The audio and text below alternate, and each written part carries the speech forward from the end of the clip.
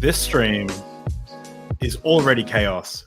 We're in the back room, just like spitting knowledge, spitting sources. Well, I'm doing less of the spitting, and the guys I'm having on are doing most of the spitting of knowledge. Today we have an awesome stream, guys. This is not something you want to miss. If you're new to this channel, hit subscribe. Really appreciate it.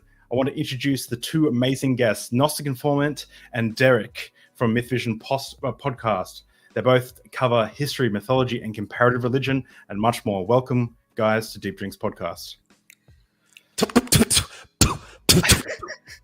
Yeah, that was way too. A lot of spinning going on there, bro. Honestly, it was chaos. Like in the back, I'm like, guys, we're gonna start. I was like, yeah, and it was just like, oh shit. Yeah, dude, it's intense. When I was at his house, we were like that the whole time. When we get every time we get together, there's so much good banter. I love it. I really appreciate it.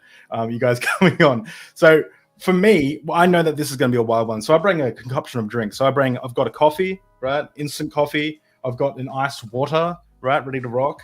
And I've also got a zero sugar iced Coca-Cola. So we're good. And you got a Red Bull. Oh yeah. And what is that? Dutch Bros. Nice. Dutch Bros. It's a West Coast kind of a Starbucks like-ish thing. Oh, so, nice. Yeah, it's pretty good. Well, guys, I'm starting off with a doozy, right?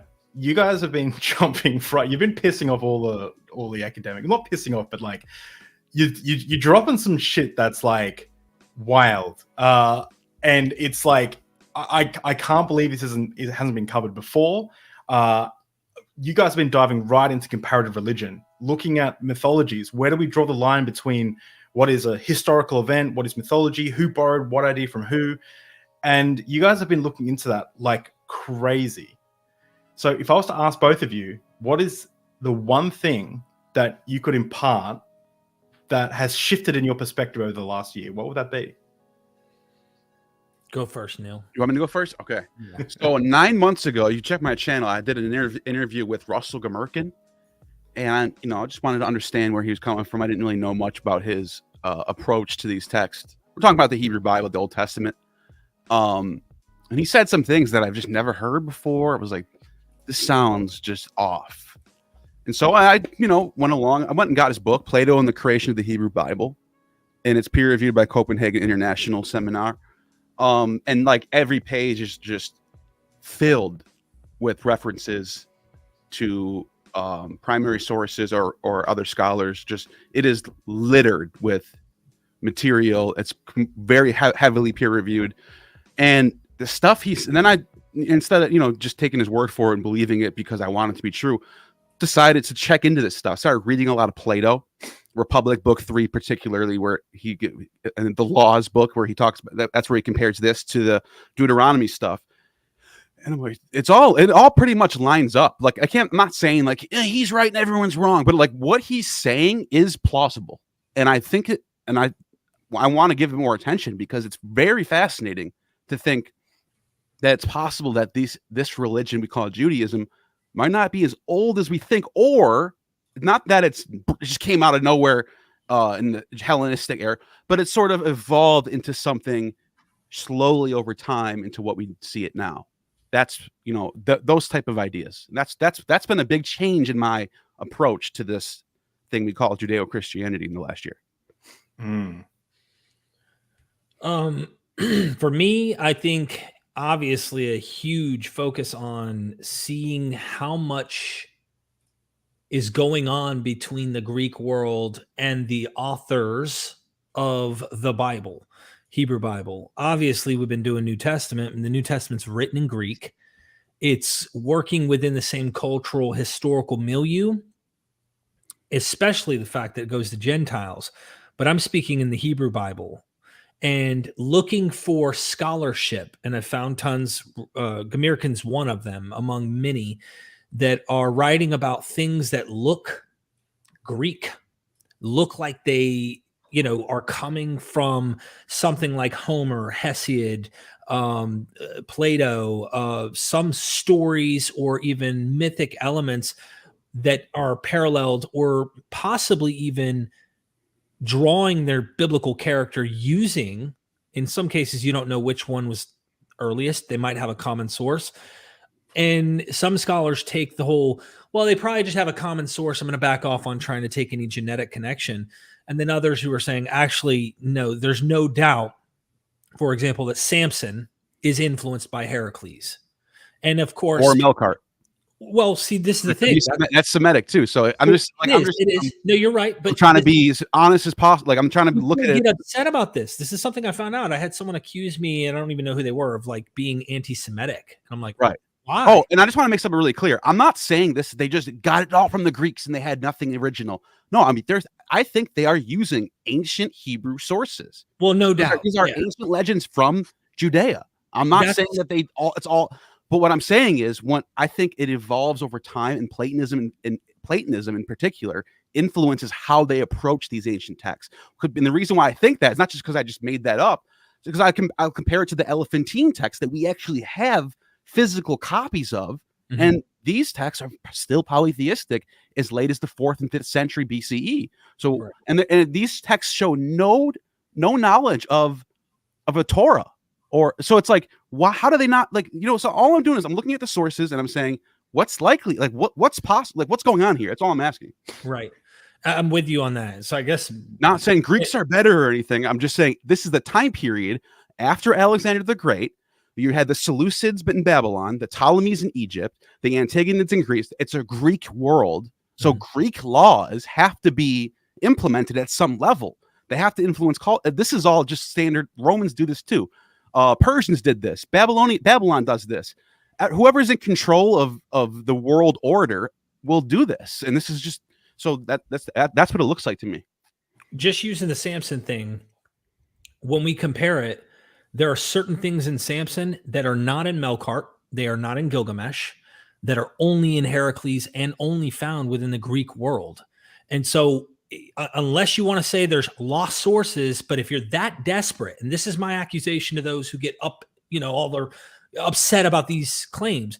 It's like, if you're so desperate to want to go, but what if there could be a source out there that, really that was the original source? You could go that far, but we don't do that on a regular when we see that Genesis is borrowing from, Mesopotamian stories like Enuma Elish, or we're dealing with Gilgamesh and stuff. So I'm saying, I think the biblical Hebrew Bible is kind of a rolling text in many ways. And in some cases, I think some of these narratives are late as hell. Right. Like, I'm looking at Bruce Loudon and I'm seeing his work and I'm going, okay, this seems to at least be post-Babylon, late Persian, potentially even Hellenistic in some cases pertaining to that.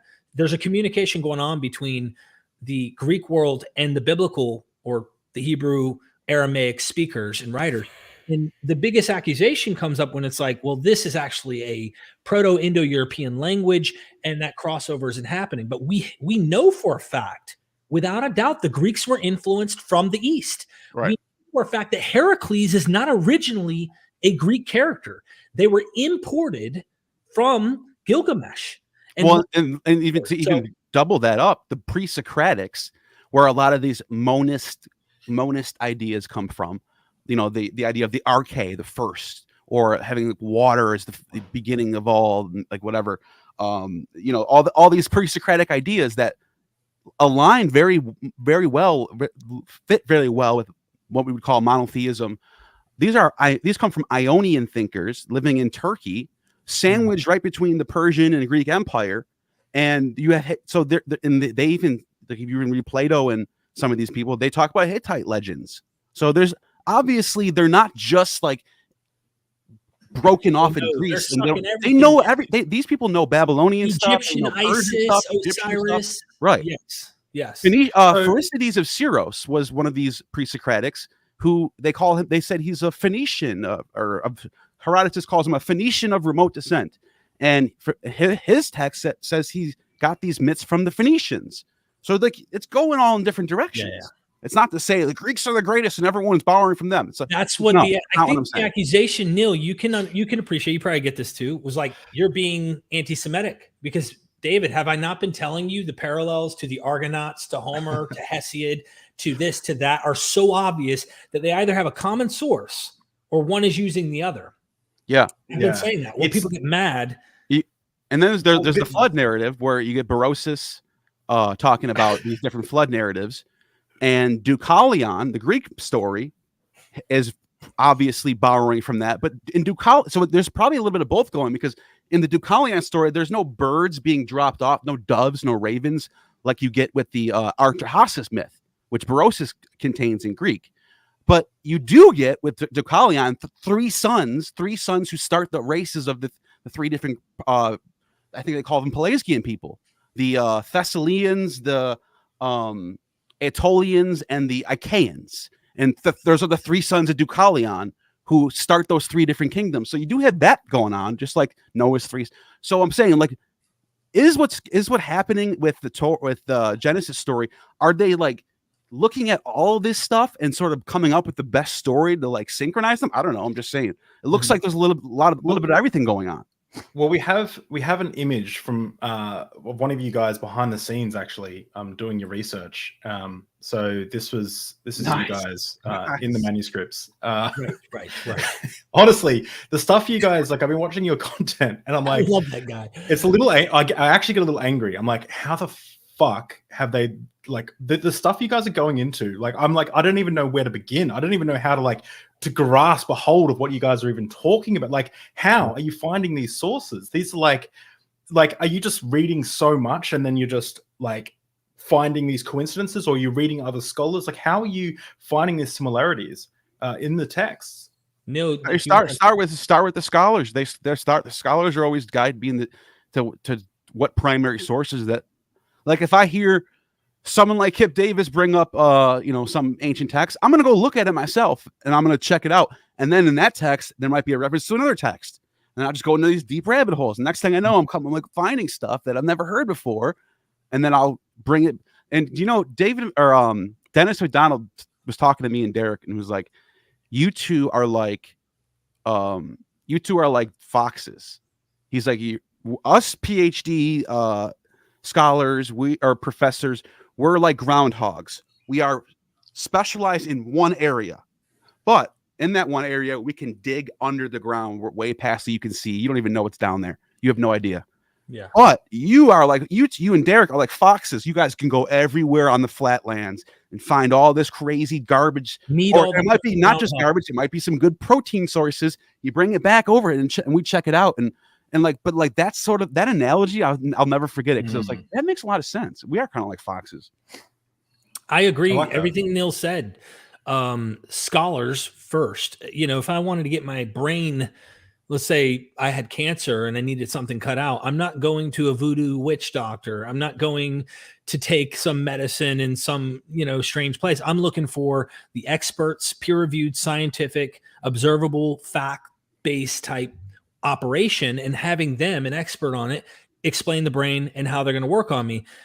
I say that to say the best analogy I can paint is that, to saying when we're looking at the ancient languages, the culture, the context, and trying to wrap our heads around the literature, and when you have scholars in the field, we are foxes. We go from one groundhog to another, and this groundhog says, hell no, that groundhog is wrong. Right. That's and then this other groundhog goes, oh, fuck him. This groundhog's right, and I'm right, and they're wrong. Exactly. My point is this stuff is a bit speculative based on what we're trying to do. And so when people get upset at these observations me and Neil are making, get upset with Bruce Loudon, get upset with Dennis McDonald, get upset with or at least look at it. Get upset with M. David Litwa, get upset with Candida Moss about her ideas of persecution before. The point is we're looking, and yes, I have this axe to grind right now in my observations, and I'm sure Neil feels the same way. How much is going on between what's happening with the Greek stories and the Bible? And Bruce Loudon famously says at the beginning of this book that scholars, probably due to the pillars brought up because of faith within academia, and of course outside for sure, he says they haven't observed and realized that there's no better parallels.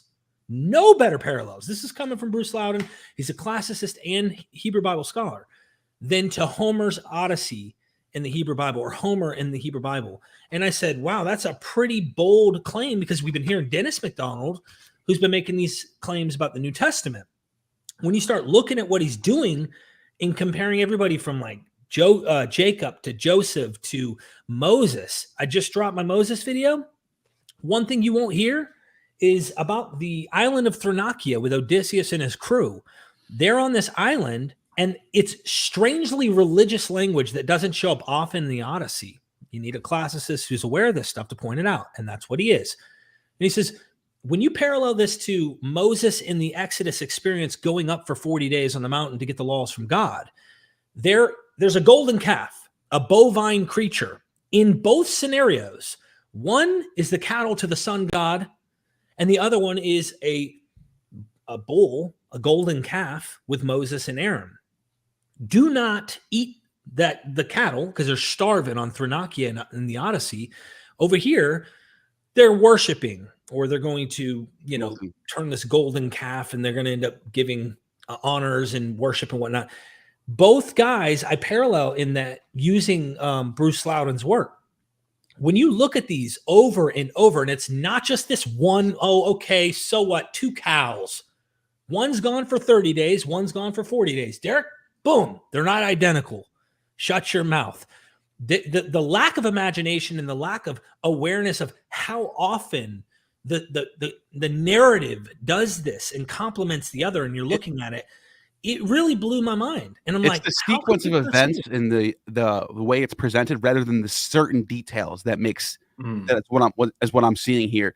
But I also want to say something real quick about, like, another thing we have an advantage of in this day and age is the internet and scholars that came before us that early translated these texts. This was 100 years ago. We'd be on our own trying to find some translated Homer or something. Like, you don't have Oxford published on Amazon that you can buy for $10 and then have Homer at your house in 3 days and read it. So we have to. I'm standing on the back. I'm standing on the backs of all these amazing professional scholars that translated all these texts before me, and sometimes I have to appeal to. It's in a lot of ways, I'm appealing to authority by reading these translations. Which I will say, to my credit, I am learning Greek. I'm getting pretty decent at it too. I can read text now and look up words that I don't know. Still not an expert at all. So no way I'm in I'd be able to translate text right now, and a little bit of Hebrew myself too. So I'm not saying I'm just going to neglect that stuff and just appeal to authority, but I can check the differences when I see, like, one scholar thinks the translation is this and another scholar thinks the translation is that. I actually can check to see what they're both looking at. But what I'm saying is, long story short, is, like, we are very, very lucky right now in this day and age to have the internet and centuries of scholars that have been doing this work and translating these texts that we can just go and look at. So let's say that we have a person who's jumped on the stream and they're like, what are these people talking about? This is insane. Let's do this for 1 minute. Neil, can you give us a fundamentalist perspective of the Bible? Tell us exactly what it is. Like, tell us about the Abrahamic covenant, Jesus, everything. And then Derek, could you give us the more what's the word? Like a Michael Jones translation, where some things are historical, some things are, give us that idea of Christianity. So you want Neil to give why don't you have Derek go with the exact opposite side of what these Copenhagen scholars are saying, so we can get both? Or do you want to actually? Well, I want to build the case. So I want to show how show. Christianity, all of these, when we're dealing with these ancient texts, I want to show that there are different lenses that we can I see what you're going. Okay. So there's a lens that I was brought up in that there were 2 literal people in the Garden of Eden. They were Adam and Eve, and et cetera, et cetera. And then, there are there are people who believe that, and there are people who might believe that it was symbolic for something else, right? But just try to explain Christianity in less than 60 seconds. Neil, you do the fundamentalist. Yeah. Adam and Eve were the first 2 humans on Earth. And, they lived in the garden and they ate from the tree of knowledge, which was bad. And so because of this, they were kicked out of paradise. And I'm going to speed through. I'm not going to go through all the details. Let's go through the main events. Okay. So a man named Abraham. So these people populate the whole earth within like a short amount of time magically. And a man named Abraham, living in the city of Ur, which is in Babylon, decided one day, he was named Father of Nations. What a great name to name your child. It's historical, trust me. And his father was like a polytheist, and he was he just got a vision one day and said, polytheism is bad, and you are chosen to go move to the east and you be the father of all these nations. So Abraham does this. He travels to Canaan, and he goes to Egypt. He has some things happen there. Long story short, he becomes like very successful over there. And because of Abraham and his descendants, you have Jacob and the 12 tribes of Egypt, and they populate the land. And Joseph goes down into Egypt, and he becomes very, very popular and very famous. And he becomes the second highest next to Pharaoh. Then a man named Moses comes from a Midianite father who's a priest in the Midianites, and he decides that the Israelites in Egypt are being treated unfairly. So he decides that he's going to take the people of the Israelites out of Egypt, and they're going to go through the Red Sea. And he performs all these miracles, and we know these happen. They're all historical. They're all in the sources. Of course they are. Of course we have sources of this. I'll show you later. Don't ask now. I'll show you later. Just trust me on this one. And then they go through the desert and they go back to Canaan, the same place Abraham is at. So they go back to their own land that they haven't been in a few centuries. And, they fight these wars, and got Moses going back and forth. Moses goes up to the mountain where Mount Horeb or Sinai, depending on which text you're looking at, I guess. And he's given these commandments, and these commandments are from God. And Moses brings them back down, and anyways, long story short, they find Moses dies, and Joshua has his conquest, and they take over the Canaanites and start this country of Israel. They don't have a king yet. They have judges at this time. It's a cool period of time with judges, just some bad things happening. And people want a king for some reason, really badly want a king. And so they get a king, and his name is Saul, and he's anointed by the prophet Samuel. But this Saul is no good. And so David comes up, and David is also anointed by Samuel. And David, he's chosen by God to be the king of Israel, and he's playing his harp for Samuel. And Samuel chases him around for a few decades, and they have all these fights. But David is always successful against Samuel. And long story short is David becomes the king. And then from David is the line of kings through Solomon all the way down to Josiah. And then all of a sudden they have the Babylonians come and they conquer Israel. Oh no, the temple's gone. The temple built by Solomon is gone. And they get brought all the way to the Persians bring them all the way to Babylon. And they have to stay there for, a couple hundred years or something like that, right? And so they go back though. And Daniel comes along and writes this text. And he says he predicts the future he to a T. He just knows everything that's going to happen. And so he knows that the Persians are going to fall, and the Greeks are going to come, and they're going to conquer everything. And Cyrus is going to move them back before that happens, though. So they get their temple back, and it's the second temple period. Zerubbabel and Joshua, the new high priest, and the new governor. He's not a king; he's a governor. But he is Davidic, so it is kind of cool. It's kind of like fulfillment going on here. Anyways, long story short, you got the second temple period, and they're good now, and they stay that way through the Maccabee period, all the way to the 1st century. And then Jesus comes, and he preaches, and he gets crucified and resurrected, and then the temple falls in 70 AD. That's the end. Okay, and is Jesus, like, did Jesus pay the sacrifice for the sins that we kind of? Can you explain just quickly, like 10 seconds or 15 seconds? Jesus is kind of a badass in a little bit. He's kind of going against the grain. He's kind of saying, these laws that you guys think are so perfect, you don't really understand them like I do. It's all about what's in the heart. It's not about the literal law. Like, he literally says not to pick grain on a Sabbath. It doesn't really mean that literally. It means, it's in whatever. It doesn't matter what you put in your mouth; it's what comes out of it. So he has this spiritual approach to the law, and people probably liked it. People probably don't like laws. Who likes laws? Seriously, the Talmud says that he led people astray, he practiced idolatry and sorcery, and he was they didn't like him. They didn't like that. He was a badass. He was a rebel.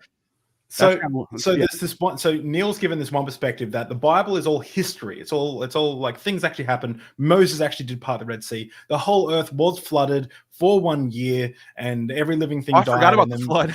Yeah, and then I went koalas, from Adam and Eve to Abraham. Yeah, koalas crawled back to Australia along with the kangaroos and the 19,000 other endemic species. That's all true. Now, Derek, give us a more reasoned. Well, not reasoned. I don't want to be mean. Give us an alternative between that, like where some things are mythological and some things are historical. Give us that one in 60 seconds. Yeah, Adam and Eve is most well, it depends. It's hard to pin down what I think he's saying sometimes if we're talking about Michael Jones. But obviously Michael Jones, it's not a young Earth creation. It was not 6,000 years ago. You could factor in hundreds of millions or billions of years into this, or you could just take it as some temple text that is actually talking about a temple. It's not talking about cosmological creation. Of course, the whole point is to redeem man, probably in some philosophical way. I'm only trying to I'm trying to still man, not straw man him. I know that he doesn't take Jonah literally, seems more allegorical in some way. So much of the stories can be allegorical. Sounds like there was probably an Exodus, for sure. Probably Hyksos. I can't remember when he pins it. He might go later, 12th, 13th century. But it may not be exactly like the Bible says. So these fundamentalists need to grow up and get mature and understand their Bibles a little better. So some of this stuff is historical, and you better bet your ass when it comes to Jesus, this literally happened and these things are true. However, I'll let some of the other stuff slide, and just remember, it's all about philosophy. So when you get pinned in the corner with something that makes it sound like mythology, you can just hide into some Platonic philosophy. We're going to say is really Christian because we have the truth and our morality is the truth. We didn't borrow any of this stuff from the Stoics or the Platonic philosophers before, even though they document much of the activity of morality that we ended up picking up. It was us first. In fact, Justin Martyr actually says that much about the philosophers. Yes, I know they never heard of Jesus, but they were still Christians because they knew the one that permeated all things. So ultimately, just study your philosophy and you can get out of any pickle.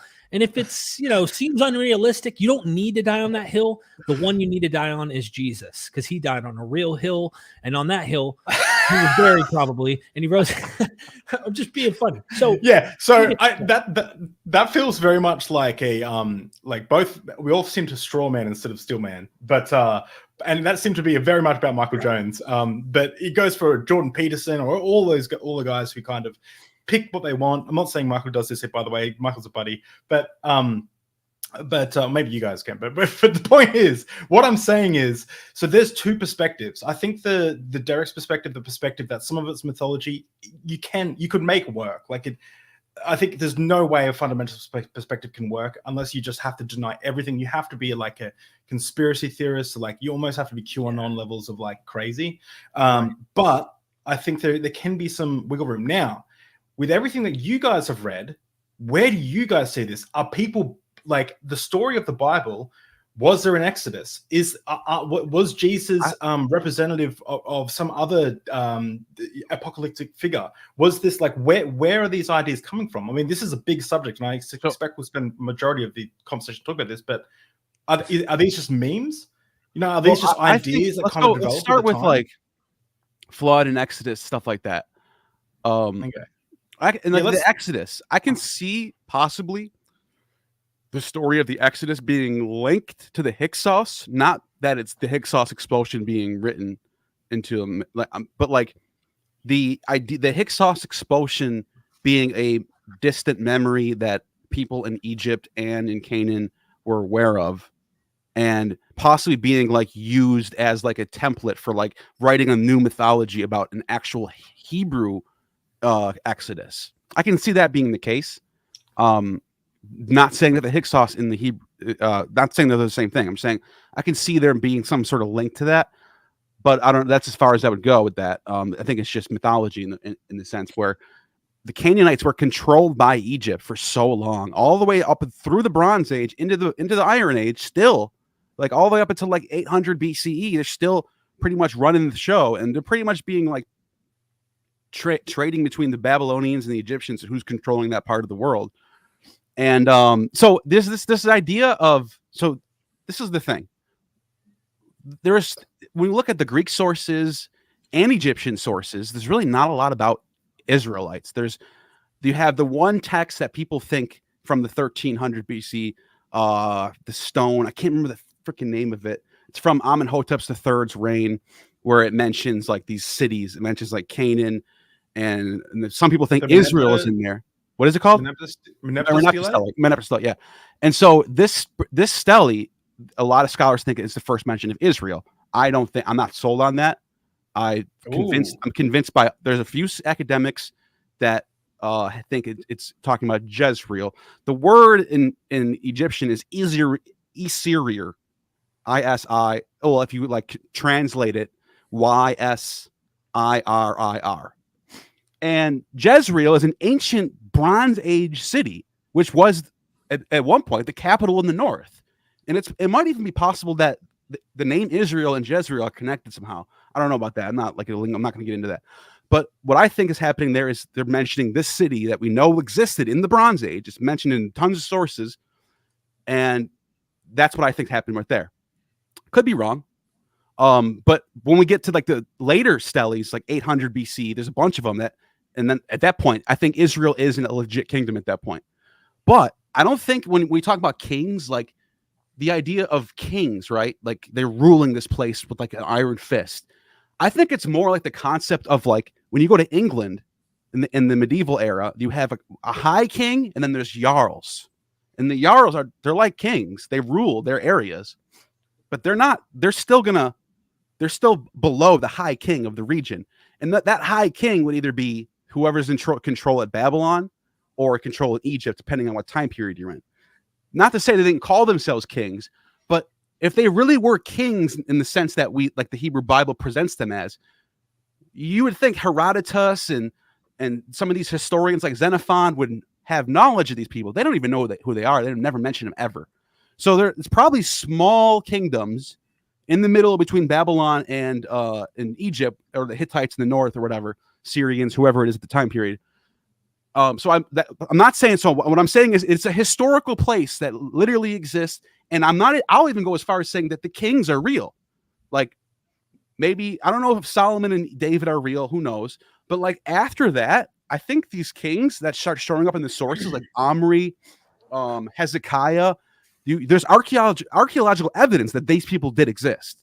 So I think that's pretty much like a 9 out of 10. You would say these people existed as historical. Now, with that being said, let's get into the text. Like what I think is going on in this period is just like every other place in the world at this time period. People worship many gods. Like monotheism is sort of like a later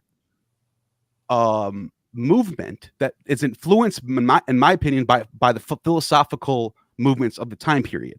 The Persians start coming up with Zoroastrianism. The Greeks, the pre-Socratics, with the monism and stuff, the arche or the logos, stuff like that. And so I think those influences come into Egypt and Babylon and Judea. And I think slowly you get an evolution of theology in this region. And by the time we get to the Hellenistic era, you get the Judaism that we know today. But I don't think my opinion is, I think it slowly sort of evolves into that. And so I'm not like the idea that like Moses wrote the Torah and it stayed that way all the way down till the time it got translated into Greek. It's just complete utter nonsense. Yeah, he wrote about his own death and funeral. And even beyond that, it's like if this text be called the Torah or just Genesis by itself is a well-written text. Somebody very educated, knows sources, knows geography, knows philosophical stuff. This person is seriously educated or has tons of sources around them. And like this text was just sitting by itself. And by the way, the idea is isn't there supposed to be a theory that there was a priestly source, a Deuteronomical source, a Yahweh source. And so we're already saying that there's multiple versions of this text. So if there's multiple versions of this text, how is it that nobody cites this text until like the 4th century BCE.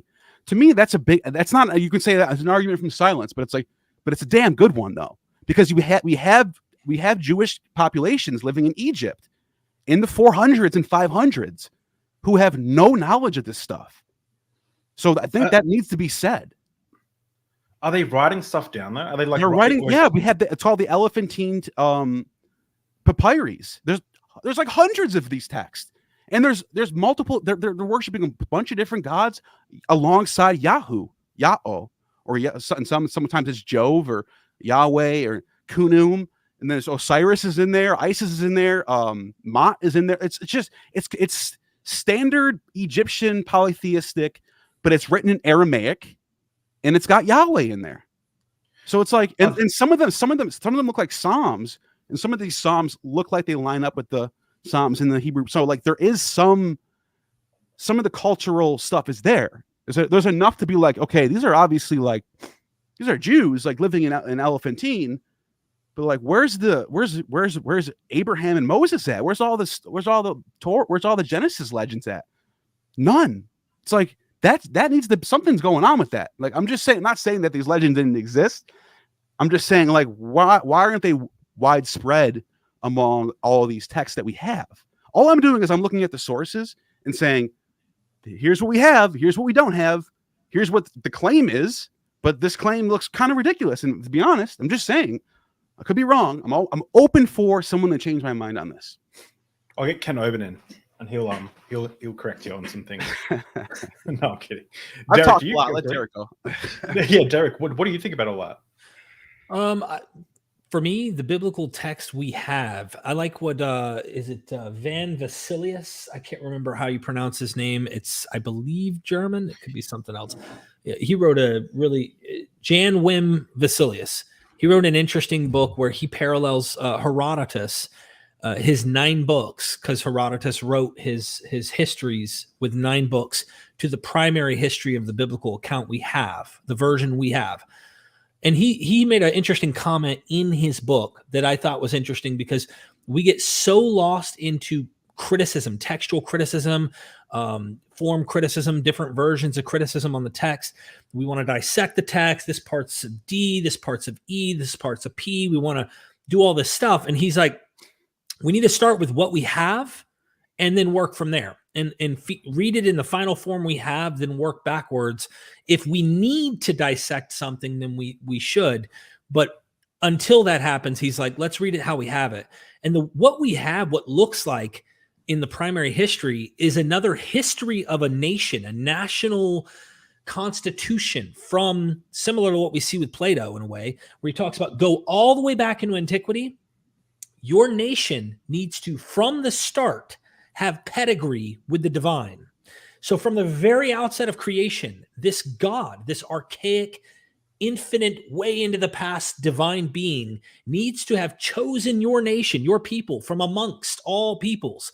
And this is exactly what we find with the Athenians and what we find in other histories around this period, transitioning from the Persian going into the Hellenistic age.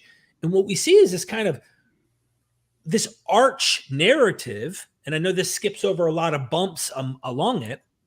Like you were saying, documentary hypothesis, maybe there are several forms of literature that is being compiled that's around at the time, that's being utilized and then creates what we call the Bible. But that arch narrative all the way to the fallen nation, where they ask for a king like they shouldn't have, exactly what Plato talks about as well. Kings are no good. The Greeks aren't fans of kings. Like there's a lot of that. But guess what? Look at the ancient Near East. You will never find them condemn kingship. They are all for kingship. So where are they getting this idea of not having a king? Unless there is some influence, as several scholars we've been talking about see from that Greek world. What I see with the biblical text as we have it is, here is another national corpus bringing in all sorts of stuff from Samaritans, Mesopotamian, Ugaritic, clear stuff. Like with Mot, you see the idea of Lotan and various different types of strange Near Eastern deities, Egyptian myth, and of course, I would say from the Greek world as well. But I see all of this stuff being It's by some brilliant author who's incorporating these different things, different law codes. By the time you get into Deuteronomy and Leviticus and stuff, they're pulling from all sorts of places. And that makes me question, is this a rolling situation here where over time people are picking up different things and kind of keeping it as part of their stuff? Or are they later on with several sources being able to incorporate all this stuff, and they're bright enough to do it and they have the resources to do it? We don't know for sure. Dr. Kip Davis brought up an interesting point in the chat earlier. He said, I would need to see more Greek loanwords to be more persuaded. And I understand that that's something I don't even know because I'm not a linguist. But these people I'm reading. That's a fair approach, though. That's a fair approach. I see that. I would ask the same thing in the reverse, right? Like, okay, I see enough. Let me paint it this way, Neil and David. I see enough parallels between what's happening in Greek story myth and biblical myth to say somehow, I don't know how, somehow someone knows something that is so similar to that other something, being Homer, the Hesiod, the Greek myths. Somewhere, somehow, they have so much in common. Someone is borrowing or getting awareness from the other side. And I would reverse it too and say, okay, if the Bible's not borrowing from them, then we need to go to these Greek myths and look for some Middle Eastern loanwords. Because if they're not there, then the argument one way or the other doesn't work. So it can't be, well, there's no way the Bible authors could be using these Greek stuff because we don't have loanwords in the Greek. What if we don't see those also over on the other side? So what if these authors were aware enough to be able to incorporate into their own tongue stories they understood because they were bilingual or something? I don't know. Yeah. There's so many. And that's the thing, because like it's not necessarily that it's a translation. It's that the text is being written as a new text, a native text in Hebrew, with in a location. If it's in Alexandria under Ptolemy, then you would have sources in Egyptian. Right. You'd have sources in like Demotic Egyptian text. You'd have Greek text. You'd have all types of different texts there. And I'm just thinking in my head how it would go about. Mm. But one of the things that really changed my mind on all of this was the laws. Because I used to, when I was talking to Merkin 9 months ago on my channel, I said, is it possible that maybe like the mythologies that you're talking about, like Genesis, is borrowing from the Greeks, but not the law codes? What about eye for an eye and tooth for a tooth? Like, that's Babylonian. That's from that's from Hammurabi's code. Obviously, that's Bab. And he told that's when I got this book right here. And it's got all of Solon, Lycurgus, the Spartan king, and these are the famous law codes of the Athenians, and he lines them up with some of the stuff that's in like Deuteronomy and Exodus, and it's like there's so much in common. There's so much in common that it's like something's there, and that's one thing to point out. There's a lot of laws in common between Solon and the Hebrew Bible, but is it enough to say that, you know, whatever, something's going on here? Well, let's look at the Romans. The Romans created what's called the 12 tables, and there was a famous law code from somewhere around like 400 BCE that was put together based off Solon's law codes. So we have evidence of Romans borrowing from the Greeks. Okay, that's something. But here's another thing. What's the political situation in 300 BC in Egypt? The Greeks are conquering. There was just a giant war in Gaza between Ptolemy and the son of Antigonus, Demetrius. And they were fighting over that region where Judea is. They fought in Gaza. Ptolemy whooped them. And this is Plutarch writes a really good story about this, where he says Ptolemy defeated him so badly, wiped out his army, destroyed all of his naval ships. He was done. They had him surrounded. And Ptolemy just wanted to show him how much of a bad, because Ptolemy is an older guy, Demetrius is young. Ptolemy was one of the generals for Alexander the Great with Demetrius's father, Antigonus. So he looks at this guy like a little kid, and he walks up to him. This is what Plutarch says. And he's like, I'm going to give you all of your war chests back, and I'm going to reinstate your army, and I'm going to give you. And he gives it all back to him, and he says, "Try again in another year. We'll see you. We'll see you later." And it was like this badass Ptolemy just being like, "I feel bad for you, kid. Here, get out of my land." And so he controlled. Long story short, the reason why I'm bringing this up is he's in control of Judea, and then at this point, Ptolemy imports, I don't know how many, like hundreds of thousands of slaves from Judea and brings them all to Egypt. And so you got to think like whatever the educated class is probably going with him to the library. So you control Judea. You're a Greek king that controls Judea. What do you think's your main objective is? To implement laws for that region. What I'm getting at is you have a motive to do this. So you have a clear motive to do this. Neil, let me make one comment that I think is necessary, because off the cuff, and me not being a linguist, you having more awareness of the language than I do, but even you are not a linguist.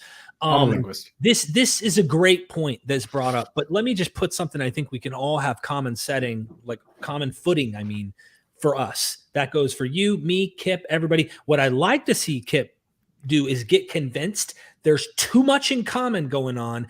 Somehow we need to explain this, and we may not know exactly how to explain it. You may not be persuaded because there's not loan words. Cool. I want you to see those parallels that are so obvious. There's so many. It's not just parallelomania. Right. And they're in sequential. They're unique. They're not like that. That's what really persuaded me about Bruce Loudon. I'd love to get you to see those things. But here's my conclusion, David. And this is at the end of the day, whoever borrowed from who doesn't matter. But this is important.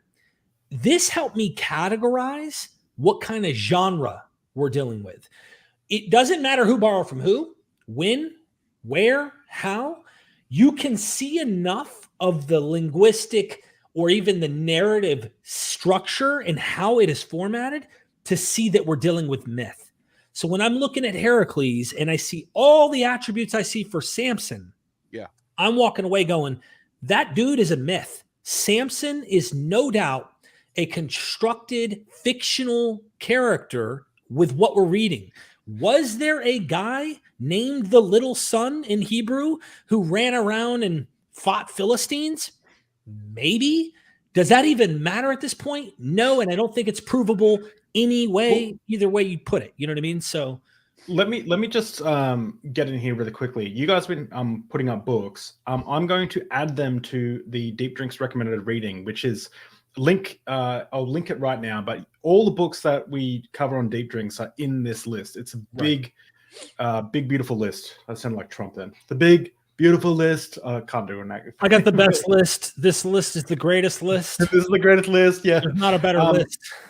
So I'll be adding that throughout the show. So whenever these guys bring up a book, I'll add another version, but a copy to the list so you can get the everything you see here will be on the list. Oh my gosh. Think, David, think.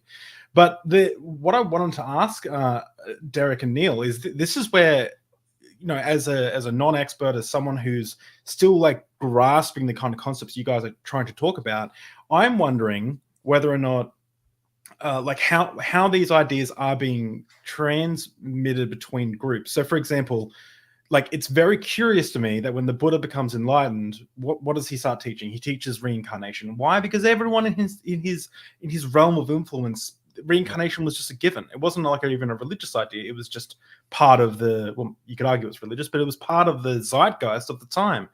You don't see anyone, and the same with the stuff in when Jesus comes to power, he's very similar to a lot of the ideas that were around. He's an apocalyptic preacher, for example.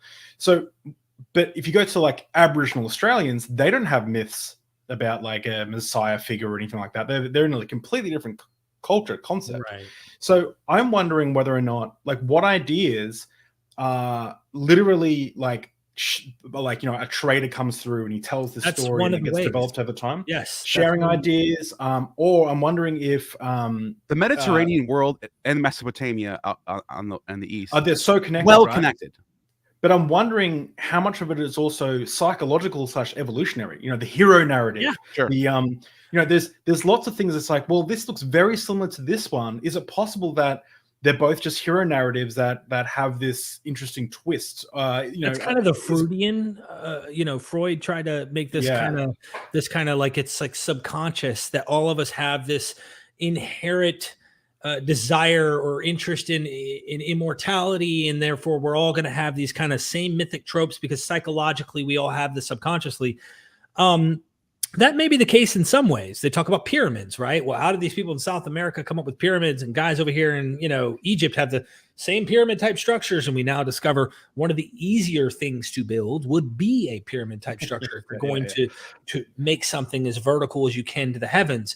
But as far as this goes, Neil, I think you touched on it. Neil made the point. There is clear communication happening.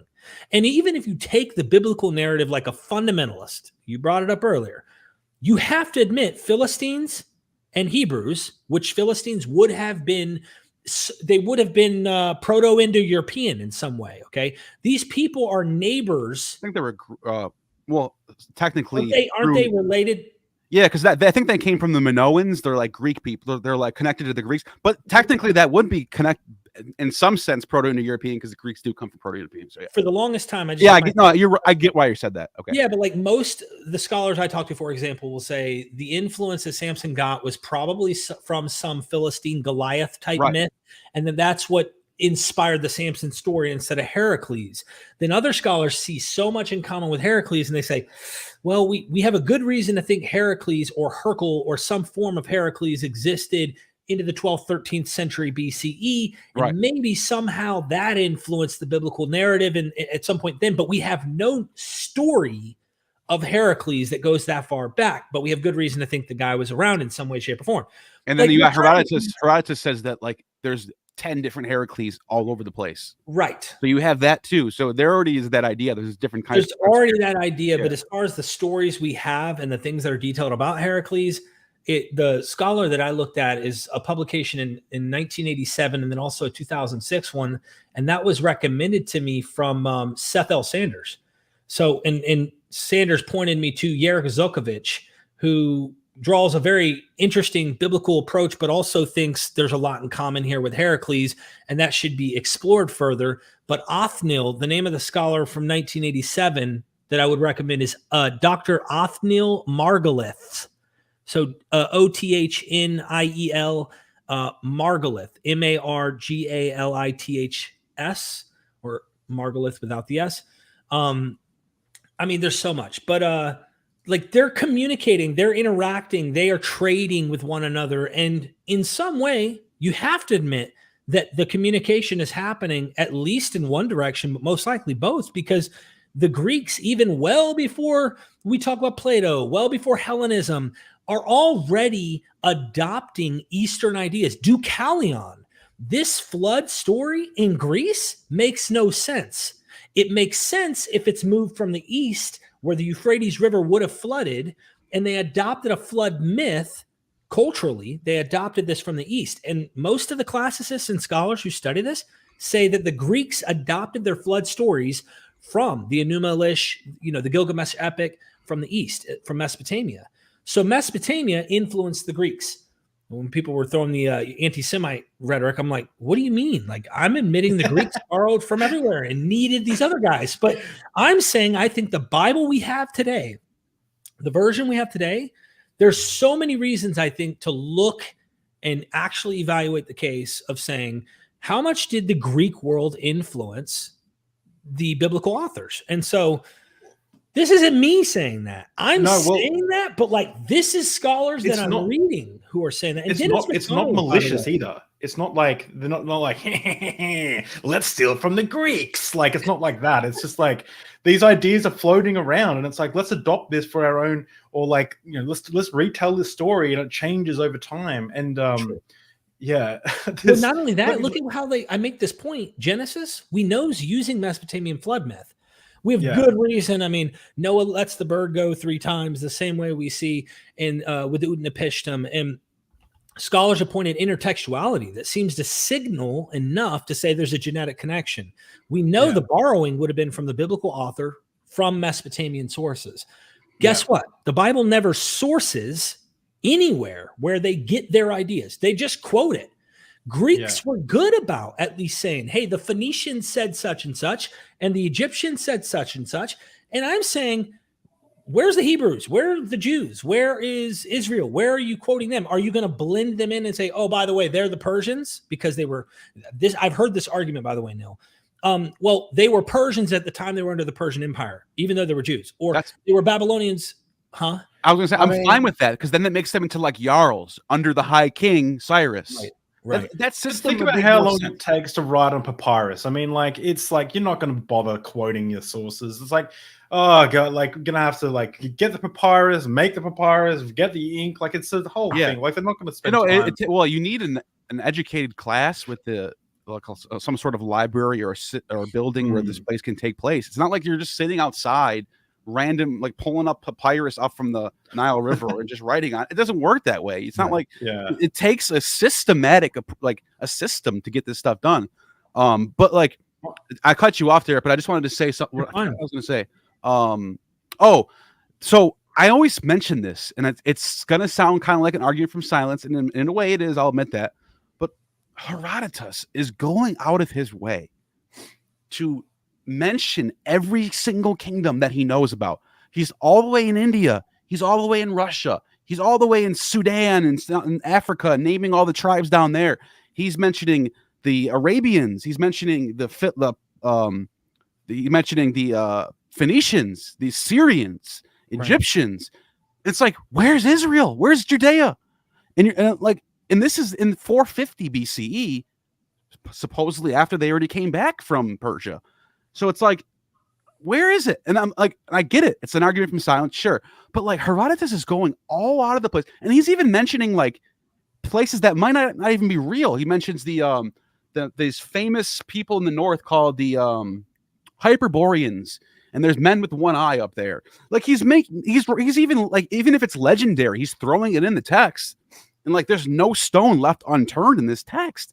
And I know it's an argument from silence, but like, it's one that I'm like wondering what. That's why I was saying what is causing him to miss that. So let me just make one point about that. And oftentimes Greeks, sometimes even Herodotus, we've seen him do this, where he'll go to a place in Babylon, mention about the temple prostitute actions, right? And he'll say, well, this temple, which was the name of some other goddess, which we Greeks call Aphrodite, right? Yeah. So notice how he's already making it kind of a Greek correlation, because he wants to connect. I made this argument in my video that Herodotus he mentions this random Arabian tribe located in the Sinai region. Mm-hmm. And he says they only worship two gods, Dionysus and Aphrodite. Right. And I pointed it out, and like, he even talks about one of their rituals where they cut their hand with blood and sprinkle it on an altar 7 times. You find that that's in Deuteronomy. Well, it's not exactly the same. They didn't do it. They use an animal to do it. I think there is one where they do cut their hand, but I think that's a whole different thing, though. I think there's a Baal. Well, it's when you find mildew in your house. I think it was the Baal worshippers that were doing that. So like, what I'm saying is like, there's some cultural thing going on where I think Herodotus is actually writing on this region, not the Israelites in particular. I'm not saying that those are them, but I'm saying like whoever these people are, it's a close proximity to this region, possibly. Yeah. Is this histories? My cousin James just keeps telling me to read it. Is it Herodotus? Yeah. That's amazing. Yeah, okay. It's amazing text. Wonderful. It's 9 volumes. It's huge. He just takes you on a journey of legends it goes from myths to history to it's just all over the place. Like, for the longest time, I thought it was like a new book, like Mythos, and I was like, oh yeah, I'll get to it. And he's like, no, dude, this is like, I'm like, oh, what? Like, it's really get the Robert Strassler edition. You should put that on your list right now. It's the best edition because it comes with maps and commentaries and citations to go along with it. It helps you along the way. Oh yeah, that's the landmark. It's got a really good, a really thick index too. You got to get the Robert Strassler edition. Yeah. Okay, it's on the list. In the thing, I don't know if you guys are keen for this. Well, it's my show, so no. No, but what I want to do is, I'm the man. All right, everyone subscribe. So I got 15 Christian theologies. Okay.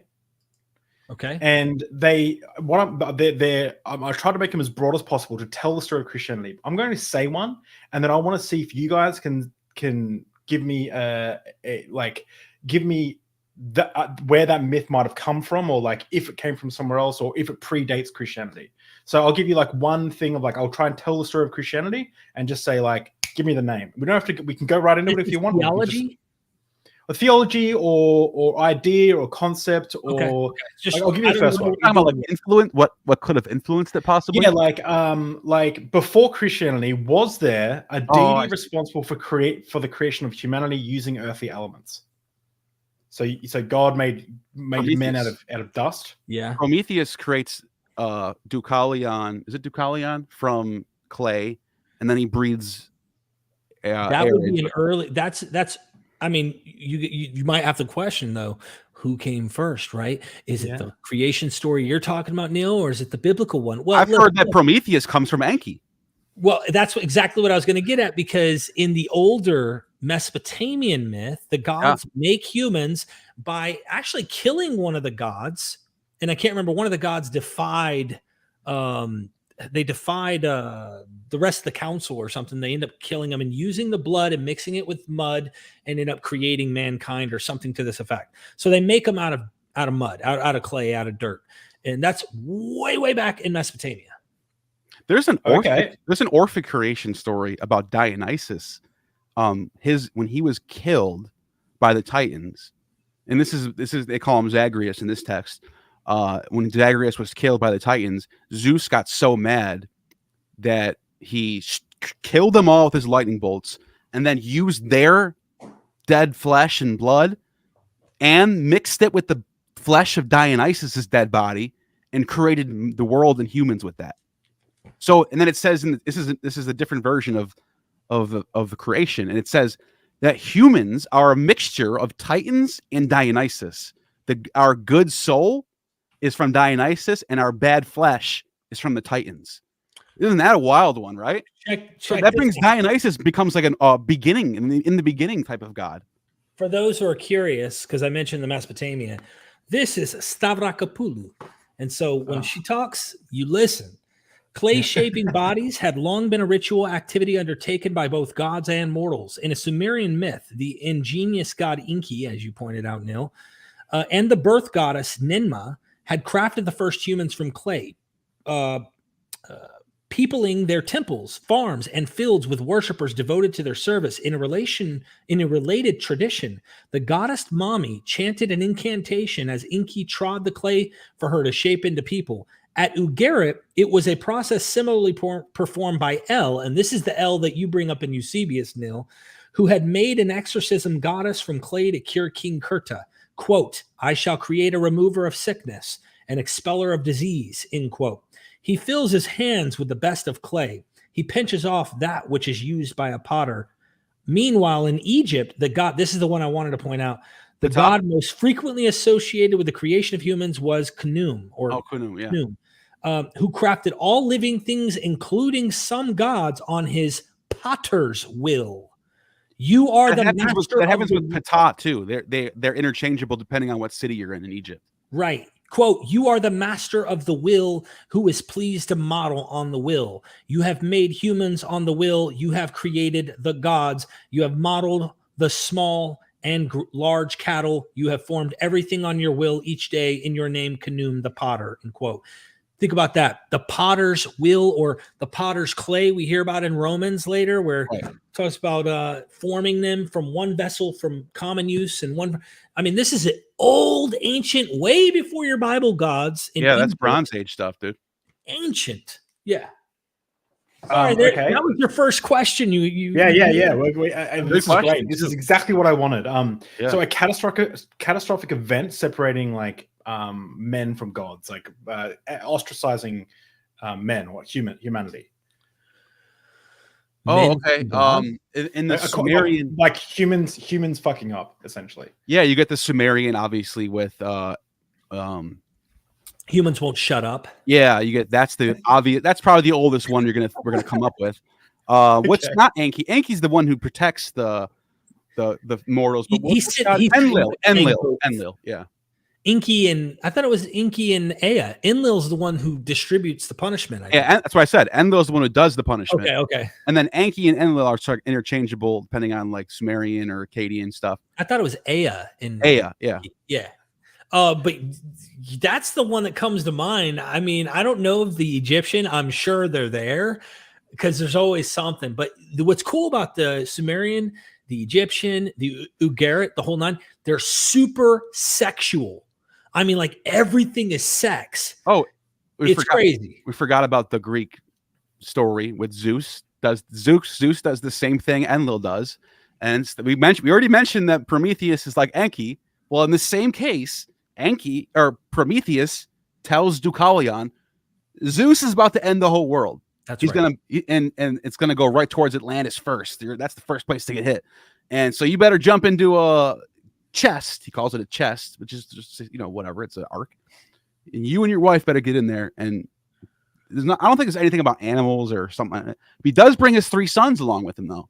You brought this up to me the other day, Neil, and I can't remember exactly, but they're the ages in the Greek myths. Yeah, and the gods the golden age among humans. Was that the golden age when gods dwell among humans? Golden age was when Saturn ruled the world before Zeus, and during this age, everybody had infinite amount of resources. No one had to work. You can hang out and drink wine all day and like paradise. Before wars, right? And then when Saturn gets cast down, depending on what story, some cases he gets cast down to Rome, and then in other cases he gets cast down to Hades and becomes the king of Elysium, which is sort of like a proto heaven, because in Hades the bad people go to Tartarus, is in the south, down bad, right. And then and then Hades you have where like Pluto or Hades is with Persephone. And they judge the dead, and then they get reincarnated. But there's another place in the north called Elysium, and that's where all the good gods and heroes go. And that's where you do. It's like paradise. It's like you go to the golden age. But yeah, so that golden age is from that. And then there's different ages, and it goes all the way down to like I forgot the copper or whatever he says. It's like one of the weaker metals. And then he's like, this is the age we're in now. Right. And it's like this age sucks. Everyone has to toil every day for food. Yeah. And Hesiod adds the Age of Heroes. By the way, sneak peek. I got a documentary coming out on the Book of Judges. And I had it written by a buddy of mine who has a channel called Inquisitive Bible Readers. So you'll want to check that out. He helped script it. He parallels the Book of Judges to the Age of Heroes because chronologically it doesn't fit. And I'm talking about like if you were taking the sequence of the biblical narrative, it doesn't fit chronologically. And there's some interesting things that you're going to want to see, like Gideon, 300 soldiers fighting against 140,000 people or something like that in the Bible. That's absurd. But guess what? We've seen a movie called 300, and it's Leonidas. It parallels Gideon parallels Leonidas. There's so many in the Book of Judges. Just wait till you see. Everyone should go subscribe to Myth Vision and Gnostic Informant if any of this stuff is interesting to you guys. Like the content is just like someone said it, Neil. Where was it? I think it's this one. I was watching it and I was reading some of the comments, but someone said it here and I couldn't agree more. I cannot believe the quality of work you were doing, and that's for like both of you guys. Nobody's talking about this stuff outside of academia. It's just incredible. Like you guys are just like pumping out some of the most insane stuff. Yeah, and of course Myth Vision, like you guys are just like the stuff you guys are covering is so unique. I just remembered something and I don't want to lose my by the way, thank you for that. I appreciate that. But I just thought of something, and there's Hesiod gives another account of creation, and it's Hephaestus this time, and the first woman he creates is Pandora. And then Pandora, it's like just like Eve. She opens up the box, and all reality is changed at that point. You know how they blame Eve for everything? Yes, they blame Pandora for ruining the world. Yes, they blame Pandora. Right. That's another one. And she's the first woman. She's the primordial woman, by the way. And then there's also a pre-Socratic idea of a monad. The monad is the god. It's the original god that is uncreated, unbegotten, perfect, always being there. He creates a duad, which is a male, which is splitting off into a female. And you're almost wondering, is that because this is not a myth or anything. This is just a philosophy. It's not like some Homer is saying this. These are pre-Socratics writing this down, Pythagoreans. And you almost got to wonder, is this getting applied into the Adam and Eve story? Maybe. I don't know. I can't prove that. Yeah, but it is kind of odd that you have a God who's unbegotten, who creates mortals from 1 and 2, splits them in half, and then creates the female from the male. And you and me are we're jabbing at that question. And one can say, well, I don't think one's borrowing directly from the other. Maybe there's a common source. Again, I don't care where you land on this. But what I do want to get people to start seeing, because they're going to catch on that disagreement, right? People are going to go, well, look, Kip doesn't agree with you guys that this one borrows from that one. Okay. Giving you an example so that the field isn't divided out the gate. Because I would recommend anyone who disagrees, read all these books first, then disagree. And if you disagree, cool. You won't read this. I can promise you this. You won't read this, walk away and not see the genre type. You won't walk away reading this and saying, all right, I get it. This is myth. Even if I don't think this borrowed from that or whatever your opinion is, you won't say that one's history and the rest that looks like all of this genre we're comparing it to, that one's myth, but my Bible's history here. No, it's not going to happen. And let me start realizing that more. And let me add to what you're saying, because I don't have the expertise to read Gomurkin's Plato in the Hebrew Bible and try to refute it. Like, I'm reading it and he's pointing out stuff and I'm like, whoa, yeah. And I'll check it. And whoa, he's right. Oh, cool. And so I really would love to see a scholar, a PhD expert, like pick this thing apart and see if they can, here's what he's wrong on. Or I would love to see that. Because I as far as I know, no one has yet. Not on that. Yeah. I don't even. And by the way, this is all. None of this does to do with mythology. This is all the laws. It's just the laws he's dealing with here.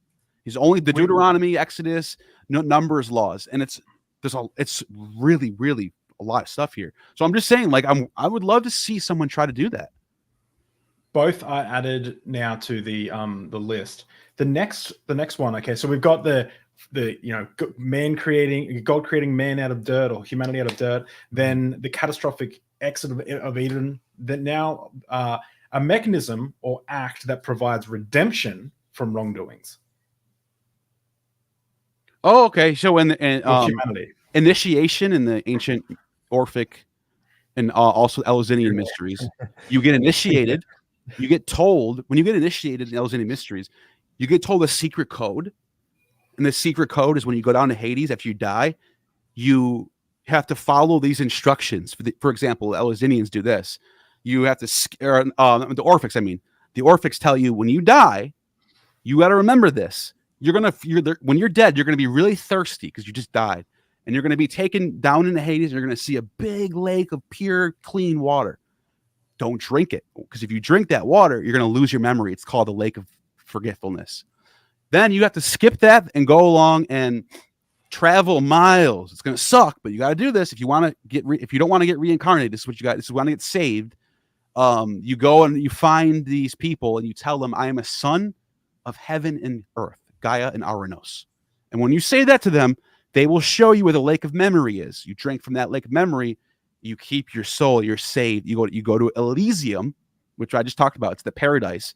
And then you get to live with Saturn and Achilles for eternity, and Dionysus is drinking wine all day.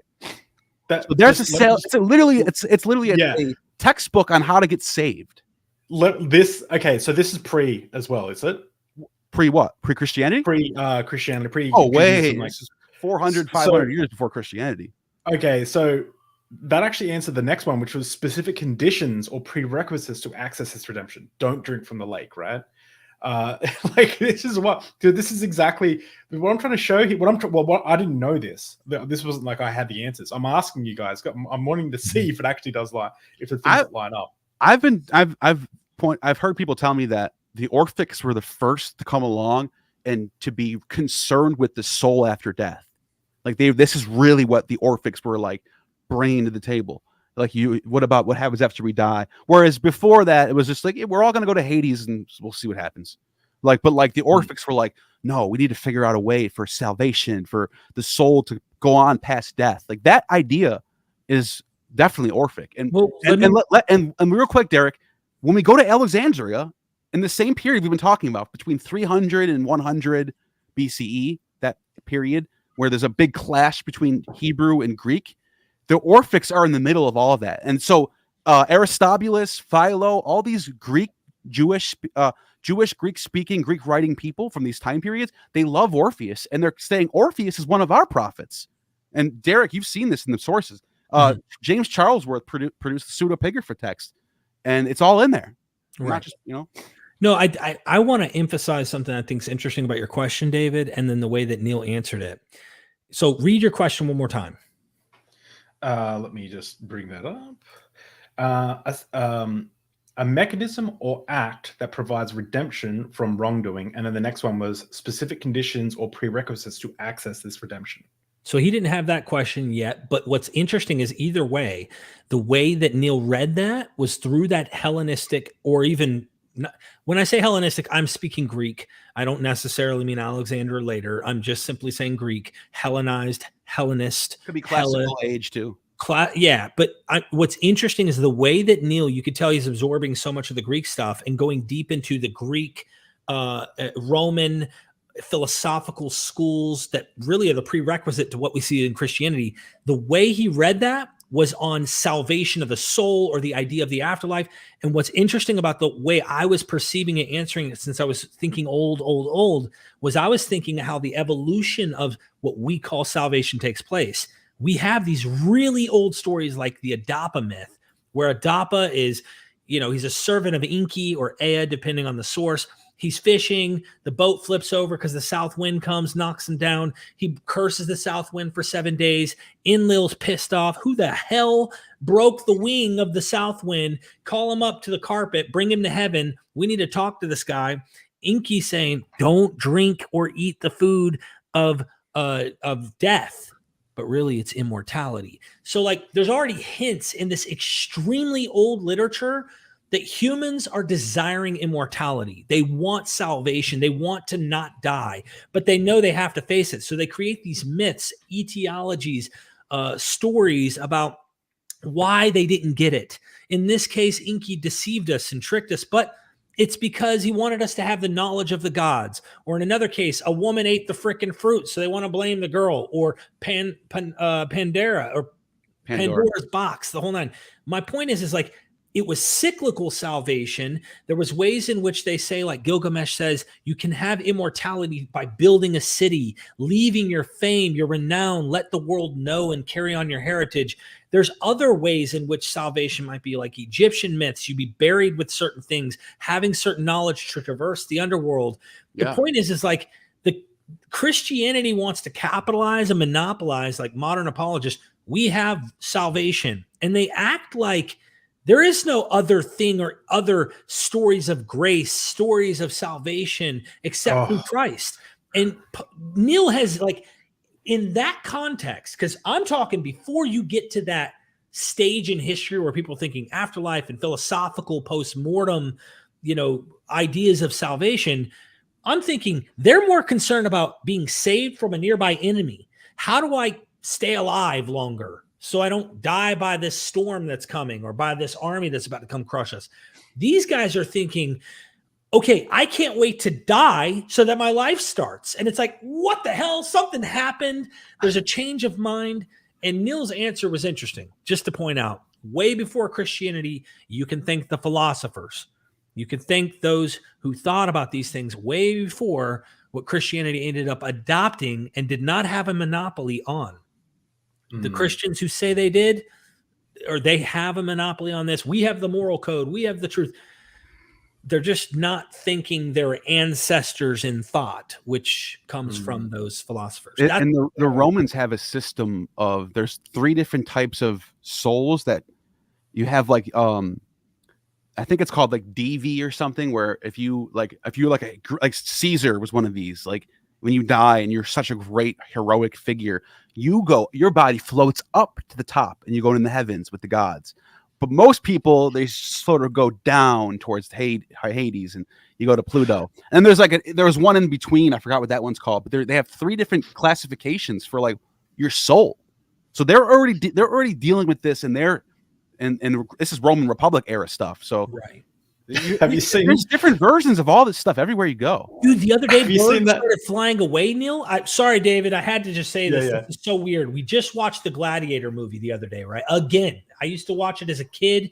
Forget that movie. Cool movie. What a classic. The Gladiator, you know, the famous, well-known movie. We watched it again, and there's a scene right at the beginning.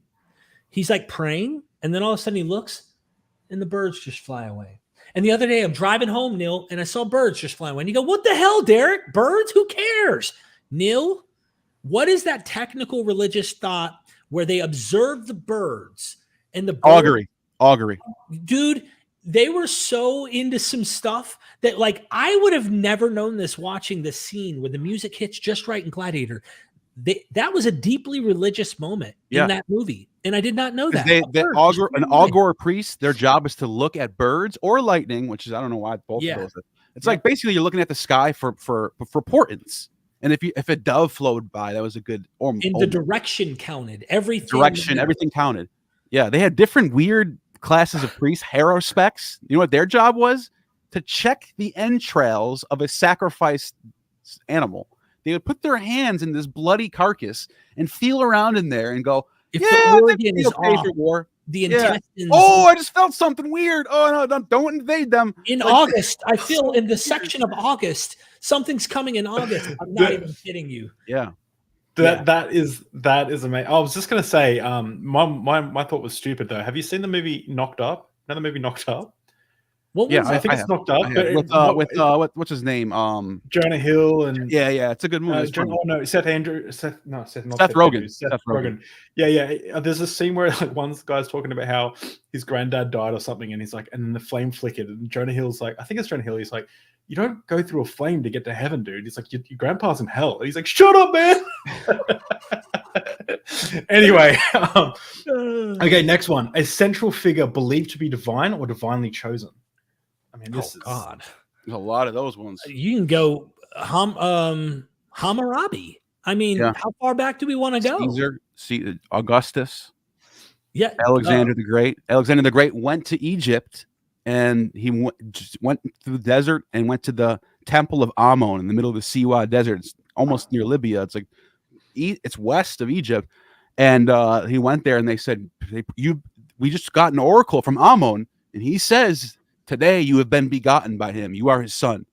And so like chosen right then and there. And now it's time to go. And that probably gave him the confidence to be like, let's go and kill Persia. Like, you know, those political situations, whether they're divine or political inspired, they affect stuff. They really do. They influence. Gilgamesh was 2/3 divine. It doesn't tell you a birth narrative. I was talking to Seth L. Sanders the other day on the phone about this. And he was like, yeah, I wish we did find some text, but it does mention him being 2/3 divine. And this could be hinting, he says it could be hinting at this whole demigod, mortal women, sexual union between a god and a mortal, which we see prevalent throughout the Greek world like crazy. They loved having Zeus and Apollo, you know, make these men. In fact, if you wanted your guy to be somebody, and you wanted to leave a legacy, you made sure his daddy, I don't care if you wrote it 100 years after the dude's dead, you know, his dad was Zeus, right? Like his dad slept, and his real dad, his mortal dad, right? That like took care of him his whole life.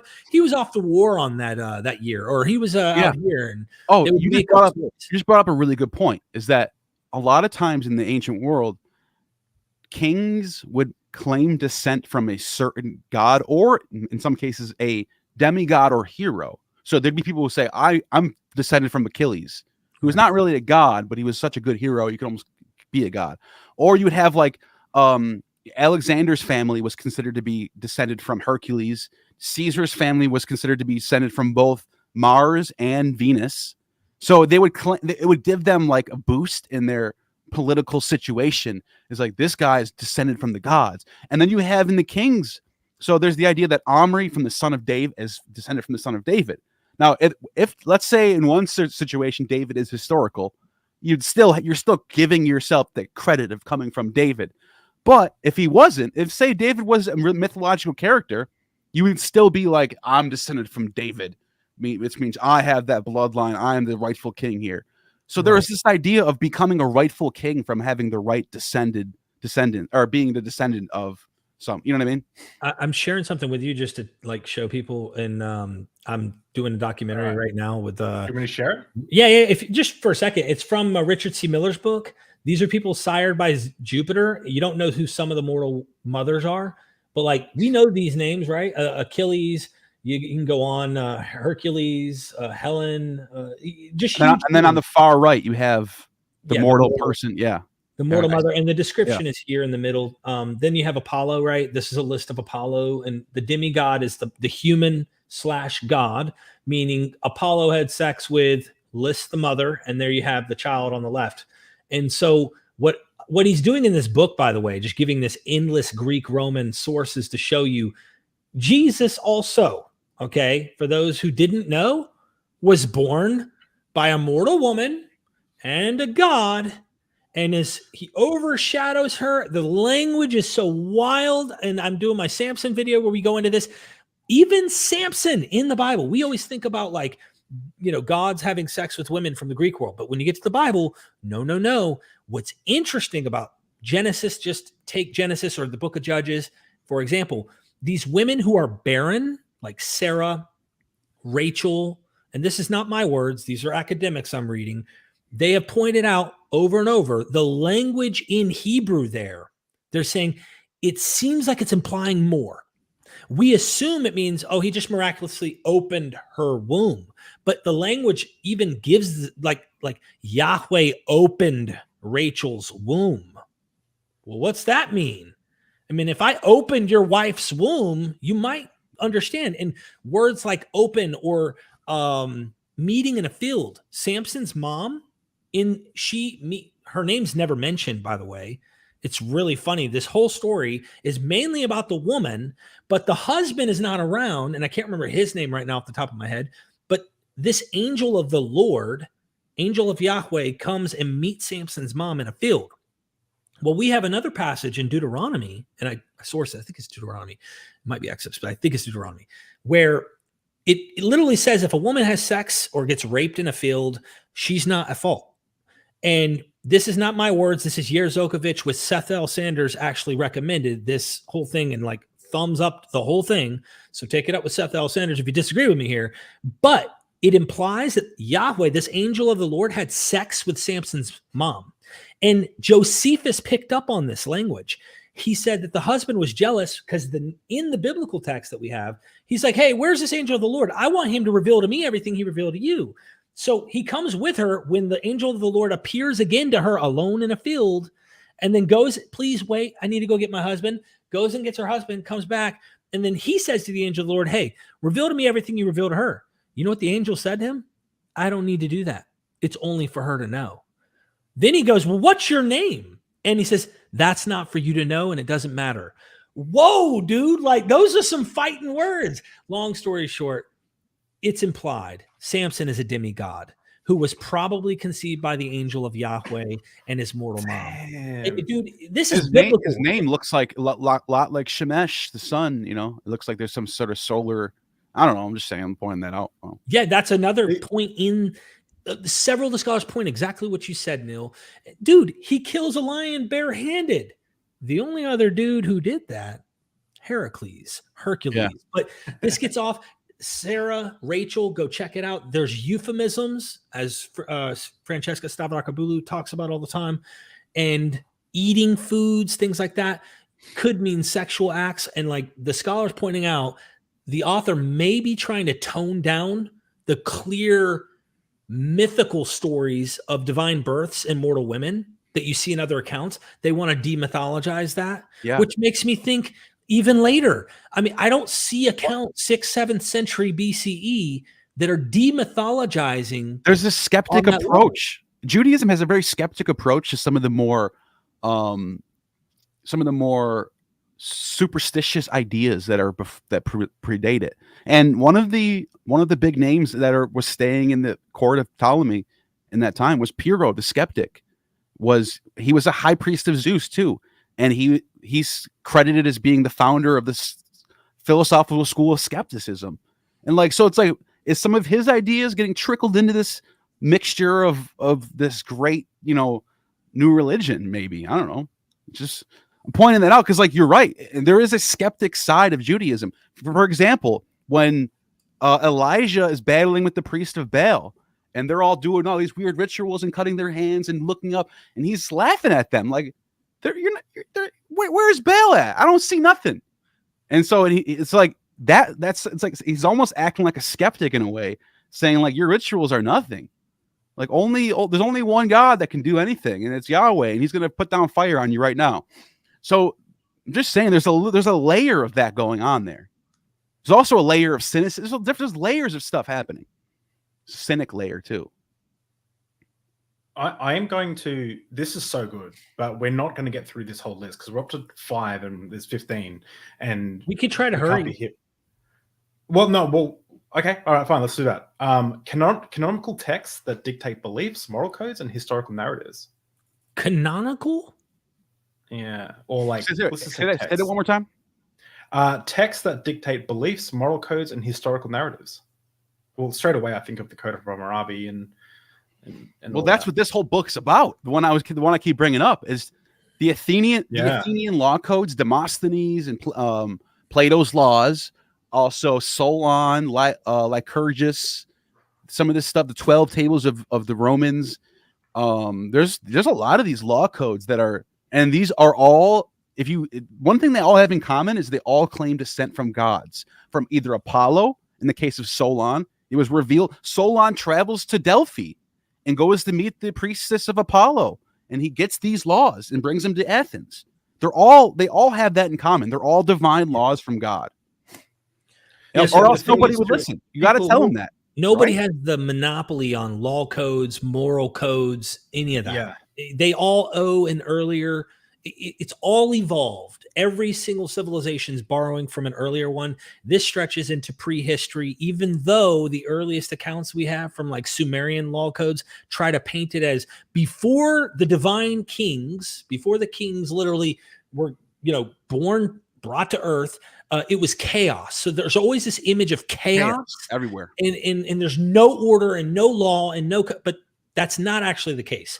They're saying, oh, well, we're civilized. We have law structures unlike the previous civilization. Look at what Islam says. Like, look, it's all paganism. They're insane, crazy out here in the desert, but we came and Gabriel gave our guy. And it's like, law, right. That is not true. Scholarship is showing more and more how much Christianity and Judaism was spread all throughout Arabia, where the origins of Islam with Muhammad are. Oh, yeah. So they're telling you a story to make you say, like, before we came, they were all stuck in the dark ages, baby. I mean, yeah, you go to Egypt, you got the 50 laws of Mott, the law. So there's always the divine law codes are everywhere. That's kind of what we're doing now. We're like, let's look at these old we've got the knowledge. Like, right. You know what I mean? Like, it's just like the humanity. This is what we do. You're saying New Age, whatever everyone calls New Age, is like they're mixing all these religions together. This is all New Age. This is what everyone's been doing. New Age is not a New Age. The synchronism has always been. It's like the Roman imperial cults would go in they would conquer Turkey, they would conquer the Galatians, they would conquer Syria, and they would adopt their culture and bring it into the fold and sort of like even synchronize when they didn't like it. Even when they didn't like a culture, they would need to engage it to subvert it. And this is what Christianity does with Rome. Yeah, they subvert it by using it. Look, Paul talks about adoption. Show me in the Hebrew scriptures. Give me all these texts about God adopting people. We have examples in the Roman Empire, and I say that because Cattell Berthelot wrote a world-famous book, Jews and Their Roman Rivals, and shows that Jews in their law codes and in their interpretation of their own scriptures was changed because of the laws of Rome. Right. So the Romans and their idea of Octavian being adopted by Julius Caesar and famous examples of adoption taking place impacted Jews and how they understood the idea of adoption. Here we have Paul writing in his letters, becoming adopted sons of Abraham. Yeah. What? Where did this come from? Yeah. Thank the Romans.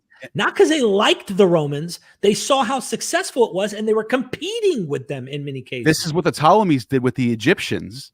Same time as the Septuagint's being done, there's another element taking place in a different section, which is with Egyptians and Osiris and Isis being the most popular two gods. they're being synchronized. Isis is being synchronized with Demeter and Persephone, and then you see Osiris being merged, and then Tacitus is book 5. I think it's book 4 or book 5, where he tells you how Serapis came to be. And they took the statue of Pluto, they took the characteristics of Zeus, they took Osiris and the story of Dionysus, and they rolled all these things into one, and then you get Serapis. There's like this big synchronization happening in the Serapeum. They build a Serapeum and like Serapis is a prime example of like big time synchronization. Isis too. And the Apuleius's Metamorphosis is 2nd century text, where this dude gets baptized into this cult that he met, and they're worshiping Isis of many names. And they're like, they call her Aphrodite, they call her Cybele, they call her Persephone, they call her this, they call her that, Artemis, the Virgin, the Sophia. She has all these titles, and it's all Isis. You're like, huh. So they're synchronizing stuff. That's just like what the world is at that time. Mm-hmm. Damn. So it's like New Age. What is New Age? It's the same shit everyone's been doing. Yeah, it's just age. Yeah. Yeah. So belief in life after death or a realm beyond the mortal realm. I mean, I can answer this. Yes. I mean, like Hades. Right after death. Hades is like the print. Well, not just Hades, because the Sumerians have their underworld. Urkala, I think it's called. Irkala, I think. I don't know. Could be way off on that. I'm thinking it sounds when you compare it to Hades, it's kind of similar. It's underworld. Everyone goes. Doesn't matter who you are. You dwell there. Bart Ehrman has that brilliant book where he kind of talks about how like the idea of an afterlife in the Bible kind of progresses. And Matthew Monger, when he came on, Dr. Matthew Monger, was talking about how when he was a seminary student or a student of the Bible, he had to do an assignment where he had to try and argue an immortal soul in the Old Testament, and he couldn't do it. And it blew his mind. He was like, yeah, oh, Sheol, the grave. Yeah. Like Hades, Sheol. I did. I've got some courses coming out with Egyptologist Kara Cooney. We're working on those. She talks about we do one in creation mythology from Egypt. The other one is resurrection mythology in Egypt. And they call it what it is, mythology. It's weird. You get to the New Testament or Jesus or Old Testament. Don't call it mythology, people. And they got Amentet. Amentet is the afterworld, afterlife. Well, the point is she expresses is that, sure, upper elites, kings participated by becoming Osiris at death. Even women became Osiris at death. And notice that idea that women even become men in the afterlife. But eventually, over millennia, I guess you'd say, in ancient Egypt, and I'm talking 2,000-3,000 BCE, eventually the common folks could participate in the cultus and literally share in the afterlife, whatever that existence may be, whether physical, not physical, ethereal, whatever. There is an afterlife experience, and this goes so far back. So the idea that like afterlife, this idea is, if someone has this idea that it only is like a Christian concept, is absurd. Oh, and it's a Greek and Roman. Even physical resurrection is not exclusively Jewish. That is a Greek and Roman idea. Yes, Platonists wanted to divorce themselves from the physical substance, but that's not all Greeks, and that does not express all Roman and Greek ideas. So if you want to go to an actual location in a text to see the example of this, Plato's Republic. I keep bringing this up. In Book 3, this is everyone. I'm adding it. Plato's Republic, Book 3. He starts off by talking about how Homer and Hesiod are no good. They need to be replaced with something better. I don't like their mythology. Right. I don't like the idea of Hades. And everyone just goes there and complains and hates their life. He gives Achilles as an example of, in the book of Odyssey, he says they depict Achilles in Hades. He's crying because he misses the world. He tells you to cherish your life, which is actually a good message to tell people. Like, cherish your life, because this is it. Like, that's the Greeks were smart in that regard. Plato, for some reason, was like, no, we need a better system where good go to a good place and bad go to a bad place. He lays this out it's all in one book in Republic, Book 3, where he says righteous should go to a good place and wicked should go to a bad place. So you already have an idea of something like heaven and hell being talked about in Plato and Republic. which was a revolutionary idea, because before that it was everyone just goes to Hades, and like you have Elysium, but that's like only the heroes go there. Most like 99%. Neil, admit it though. He probably is influenced from various sources to draw these conclusions. You talked about Zoroastrianism. Yeah, I mean Plato's probably, because they had he cites Zoroaster in that text. In the Zoroastrian belief, I think there's like a blade walk over the pool of fire or something, and like people who are righteous who fall off into the water to feel like warm milk. Right. If you're righteous. If you're not righteous, it'll burn away the wickedness. Yeah. There's these ideas already, pre-Christian-y ideas of heaven and hell already there. And even Plato's probably picking and choosing. And that's what the Greeks were known for doing. They say, we borrow from these people. They take the wisdom and knowledge, and then they unify it as one philosophy. Right. And like you said, Zoroastrianism especially is influenced, like it's got the concept of angels and demons in there, and resurrection of the dead. You have one main god on top, one main devil character, and then you have angels and demons below that, and then mortals. So it's very close to what Christian cosmology ends up being. Right. Number 8, ritualistic practices commemorating spiritual milestones or divine covenants. Ritualistic milestones or ritualistic practices commemorating spiritual milestones or divine covenants. So in the Hebrew Bible, it might be the circumcision. Yeah. Like at a certain age, someone baptism. Right. Okay. So you have with the Phoenicians, they have their own version of what happened and why circumcision is necessary, because Phoenicians circumcised. And it's not because of Abraham. They don't say Abraham told us to do this. They say the god El circumcised himself after he won some battle against someone, and that says from now on, every child after is born needs to be circumcised. That's the Phoenician version of that. But you also have, according to Herodotus and Diodorus of Sicily, the people in the Caucasus, which is modern day like southern Russia, that they were practicing circumcision, and the Egyptians are practicing circumcision. So it's like there's that idea is not just like people didn't realize it. That's not an Israelite thing. The Israelites are doing it too, but they're not the only ones doing this. Probably came from Egypt. I was actually thinking of where Herodotus mentions a Babylonian custom, and I wanted to do something different because I was thinking, okay, well, what could potentially, and I'm sure there are several examples of these kind of ritualistic customs, probably at milestones of people's age. I got a lot of most of the time, they probably come down to like the development of the human in their life. Are you 13? Bar mitzvah, these kind of things.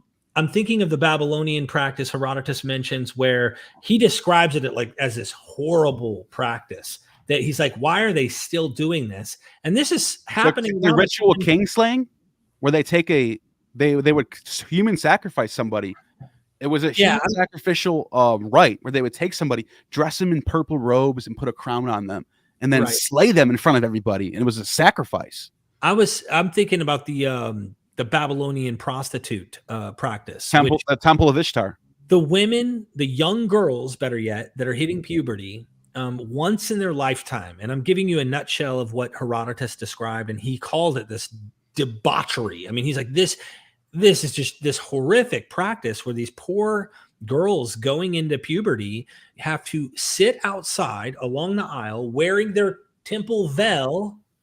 And the reason I found out about this is because I was doing the Judah and Tamar video and actually using Kip Davis's work, paralleling it as the David succession narrative. That Genesis 38 with Judah, you remember the story everyone knows where his son spills his seed and God kills him for it? We all know that one because we were all boys at one point. You know what I'm saying? And we were all like, dude, is God going to kill me for that?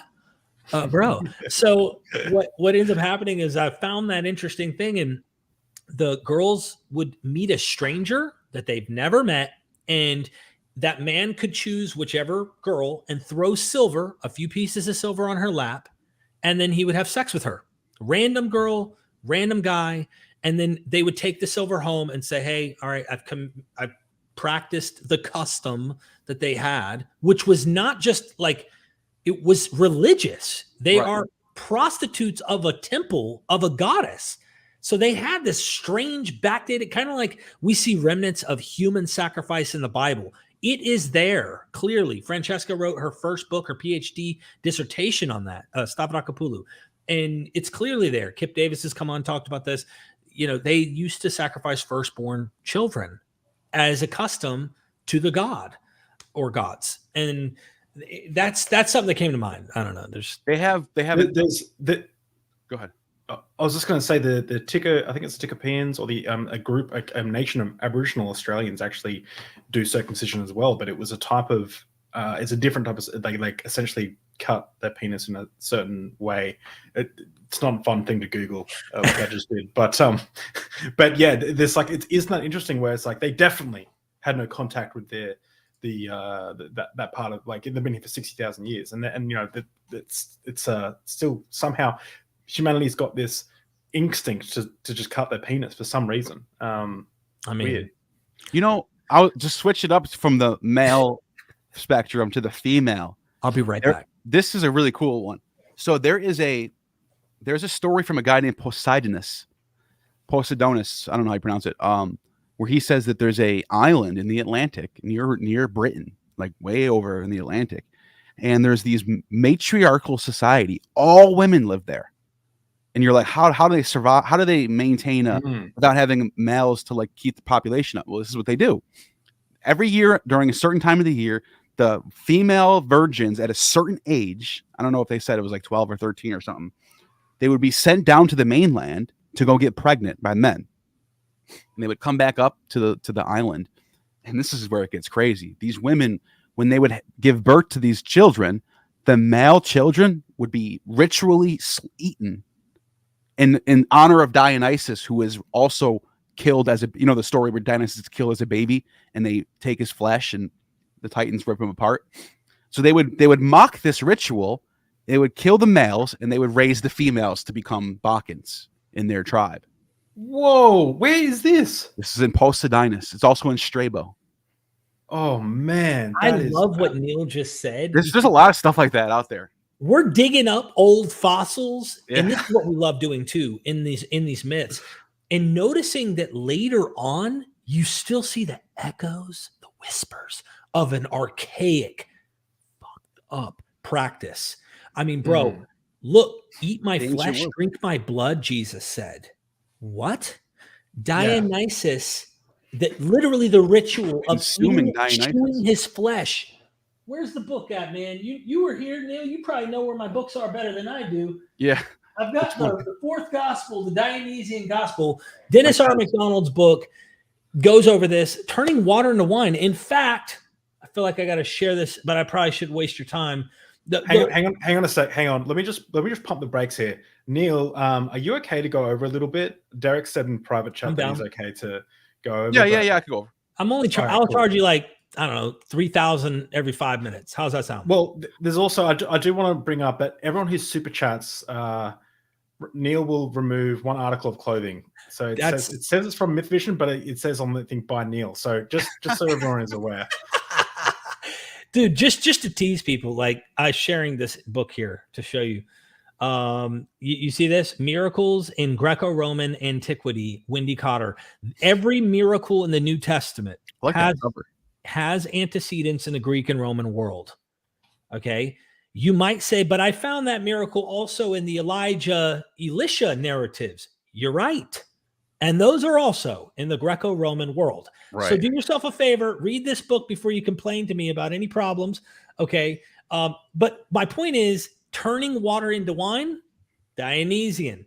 Why can't they just let go of Dionysus? This guy goes back like 2000 BCE. I mean, he goes before. Yeah, he does.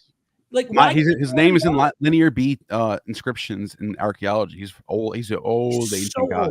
And there's in the Eleusinian Mysteries, which also claims to be from the Mycenaean period, according to like every source that talks about it. It's this ancient religious site, a little bit west of Athens, and they have a Eucharist ritual. Yeah, where the wine represents Dionysus and the bread represents Demeter, grain, and then the person who takes part. Crap about him. I know. The person who actually takes part in the ritual becomes like Persephone because she's the virgin, right? So you are becoming like a virgin, taking the ritual on, and then you would have this. You would drink the kaikion, you go through this ecstatic ritual all night. You would party, and according to the text, there was like orgies going on. And then when dawn would come, you would take a ritual bath called a baptism. That's the word in Greek. It's the only word for it. Baptism. There was actually a cult called Baptist, and they were in Corinth in 405. Like, this is talking about ancient Greece. They're called themselves Baptists. They were devotees of Dionysus and the goddess Codis. And anyways, back to Eleusinians, they had a ritual baptism, and you would cleanse yourself as a new living initiated being, right. And then there would be like a dawn singing of hymns and stuff, like you were now initiated. We have to blame David for this, but David, you brought it up, and the reason I just keep thinking this is wonderful, what me and Neil and you are doing here is I'm thinking about the crazy possible traditions that are religiously related to the idea of incest in antiquity. You see it in the Greek world, you see it in the Bible. It's like, first cousins, aunts, you're marrying your aunts, things like that. But look at the Egyptians. The book by Good Kings, Karakuni's book here, The Good Kings. You can get it on Audible in case you need to listen to it. But this book right here goes into the kings of Egypt, and she has a way with words.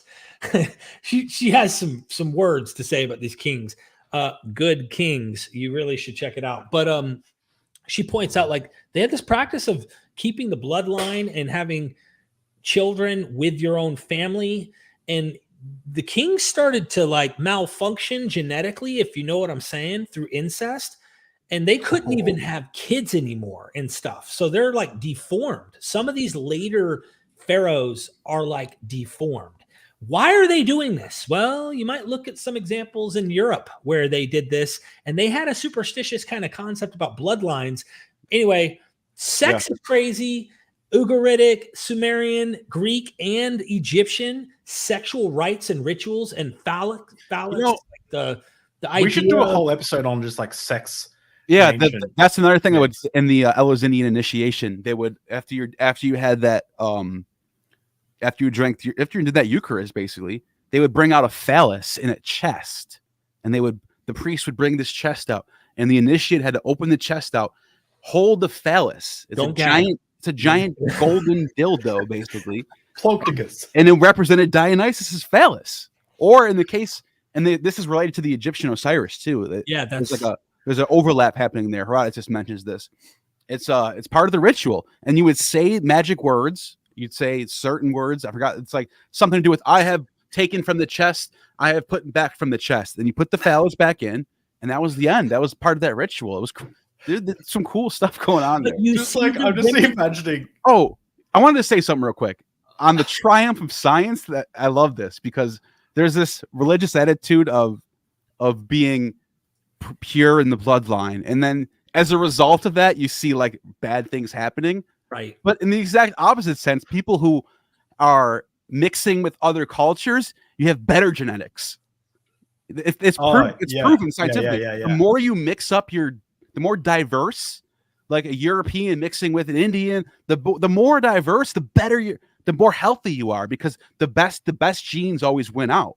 So it's like it's one of those things of like the science god wins.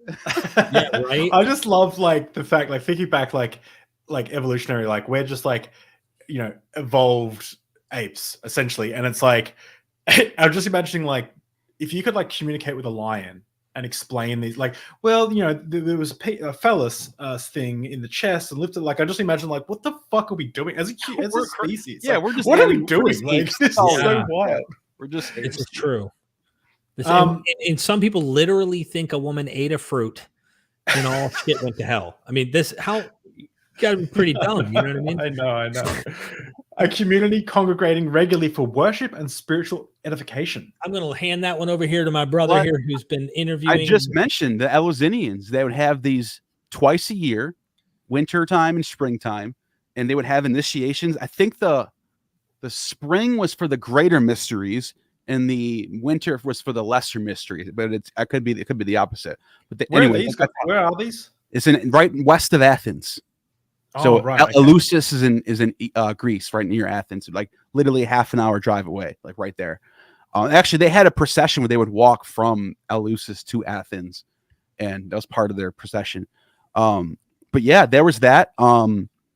They give examples of people who got initiated and how important these rites were. So they mentioned Caesar got initiated, Alexander got initiated, Plato got initiated, Socrates got initiated, Cleopatra, Pythagoras, Julia Domna, Pythagoras, all the greatest ancient minds that were ever. There's a story from actually a Jewish writer named Nicholas of Damascus. He tells this story about people traveling all the way from India just to get initiated into the Eleusinian mysteries. That's how famous they were.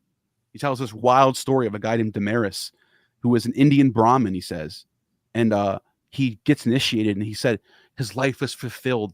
So he jumped into a fire and killed himself. Yeah.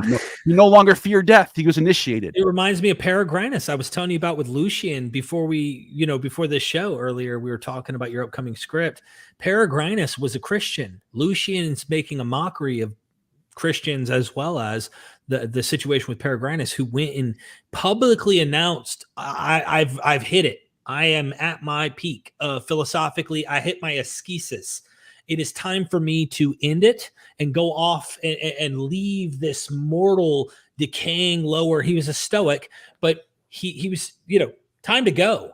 And I'm going to show everybody how serious I am about my beliefs. And supposedly went into this public square, jumped off into a fire, and boom. Then there was a story that Lucian tells, and he says that he made up a story, and he said, look, as soon as he jumped on the fires consumed him. A falcon or a phoenix, I think he said a phoenix, rose up from the fire and went up to Mount Olympus. So he ascended to heaven. Now, he made this up. The next day, he said that some old man came up to him and said, I saw a phoenix ascend out of the fire and go up into the Mount Olympus. And he's like, I made that shit up. So how could this guy have seen something that I made up? And so he's making a mockery about how people make up stuff 24 hours after he made it up. Someone's telling him how they saw something that he made up. I used to do this with a guy that I grew up with where he knew everything. I mean, he's one of those guys where you're like, did you hear about it? Yeah, of course I heard about it. How could you think I didn't? So I made up this story that a serial killer had like murdered this kid and like chopped him up, and they found his bags in like 20 different places.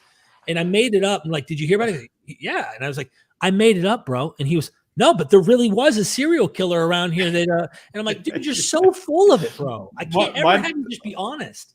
My dad told me a story about someone. He did that to some girl who's like, I love that band. I love this band. But he was like, oh yeah, do you like what's your favorite album from this band? Is it this album? And he made up some album, and she was and she's like, yeah, it's my favorite. It's like, what's your favorite song? And then he listed the songs. And she's like, this one. And then he's like, well, that doesn't exist. And she's like, yeah, it does. And she takes him to the music store, and she's like going through. She's like arguing with the manager. No, there is an album called this. That's going way too far with that one. Yeah. Can I share this real quick? I got one more I want to share. This is cool. Yeah. So I got something shared in the bottom if you want to pop it up for me. Oh, yeah. Oh, sorry, I didn't see that. Yep. Okay, so these, I'm going to zoom in a little bit. This is a goddess called Codis. But the people, so she was worshipped in Corinth, one of the major cities of early Christianity, right? Paul writes a letter to the Corinthians. This is going back to 425 BCE. And they were called bapti, which in English translates to Baptists. It's the same word. It means bathers. And that's where their purifications were originally connected, blah, blah, blah. But there's a source for this, author named Euplus, and he kind of makes fun of them, calls them Baptists, and he says that they engage in all types of perversion and cross-dressing. They always say that. Everyone who hates another group, it's almost they always make fun of them, right? Let me just say this: that Corinth sound like a fun place to be. Like people are sleeping with their stepmoms. They're like, cross-dressing. Like fuck yeah, dude. Wild stuff happening.